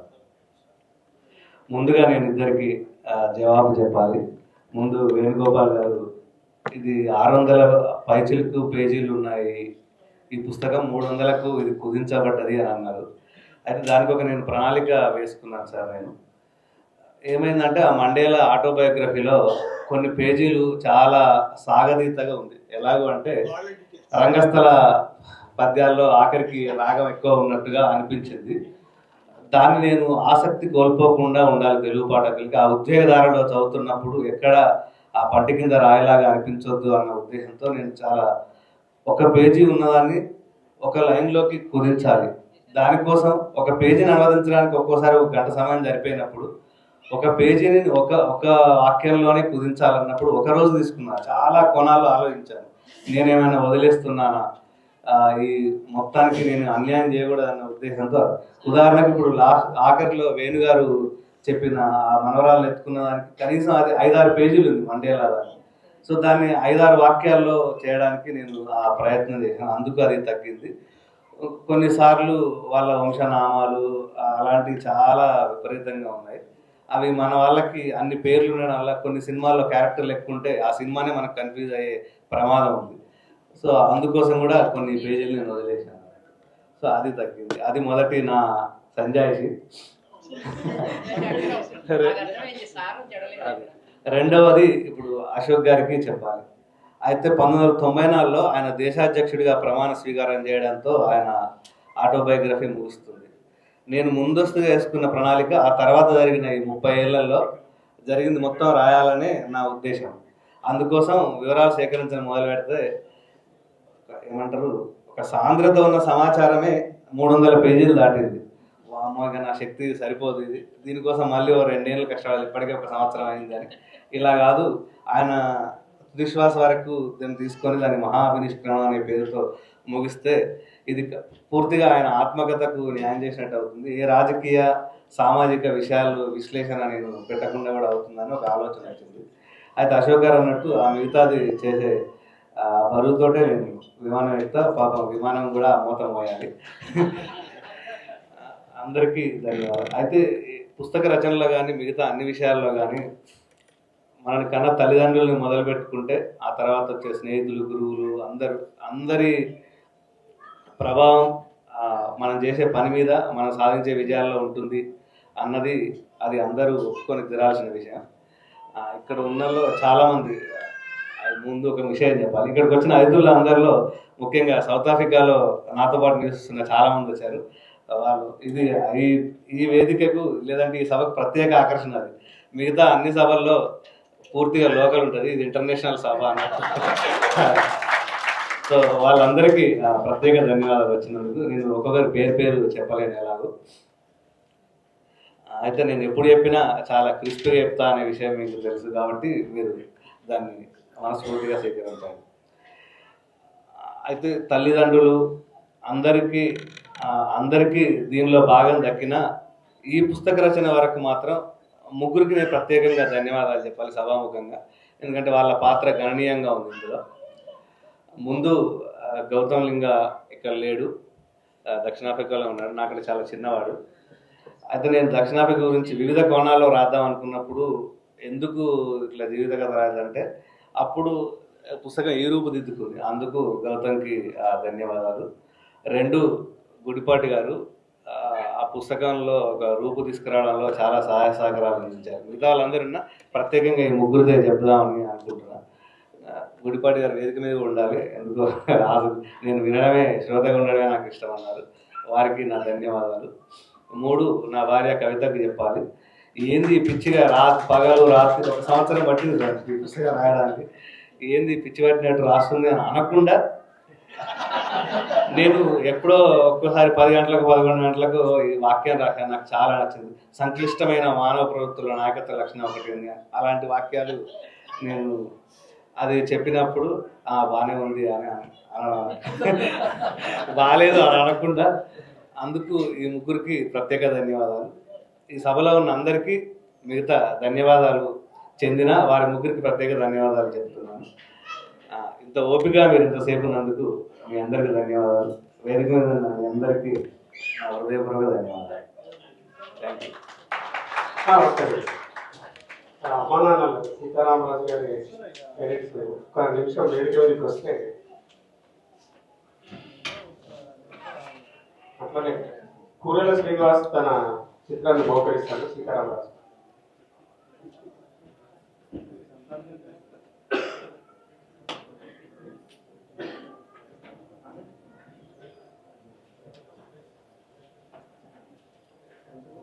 నమస్తే.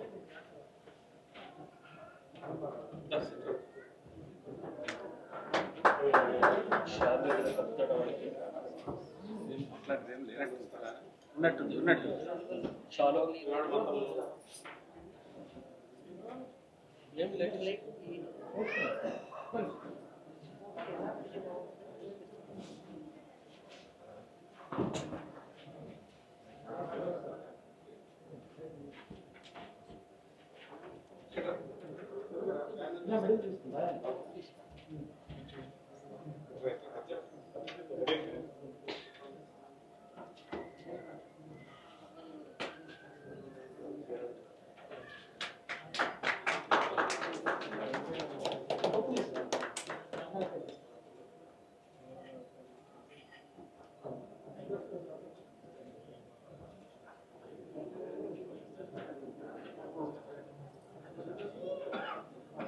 సభ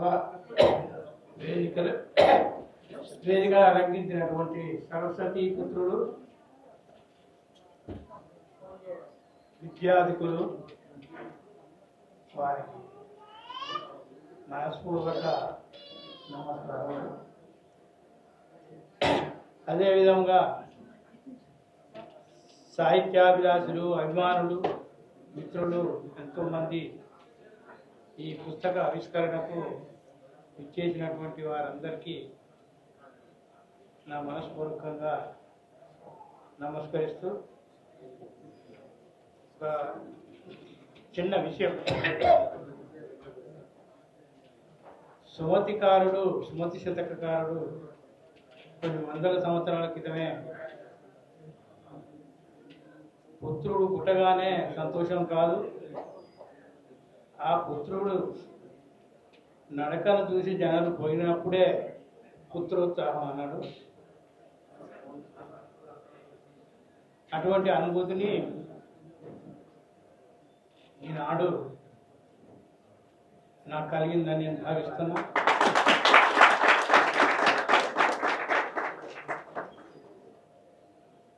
పెద్దలందరూ పుస్తకంలోని ఎన్నో విషయాలు విశదీకరించారు. మరి దాని విషయంలో మనకు అంత పూర్తి అవగాహన కూడా లేదు. వాళ్ళ పనులు విడిచి ఈ పుస్తకం కోసం చేసి తమ అమూల్యమైనటువంటి సమయాన్ని వెచ్చించి తమ సందేశాన్ని ఇచ్చినటువంటి ఈ సరస్వతి పుత్రులందరికీ నమస్కారం.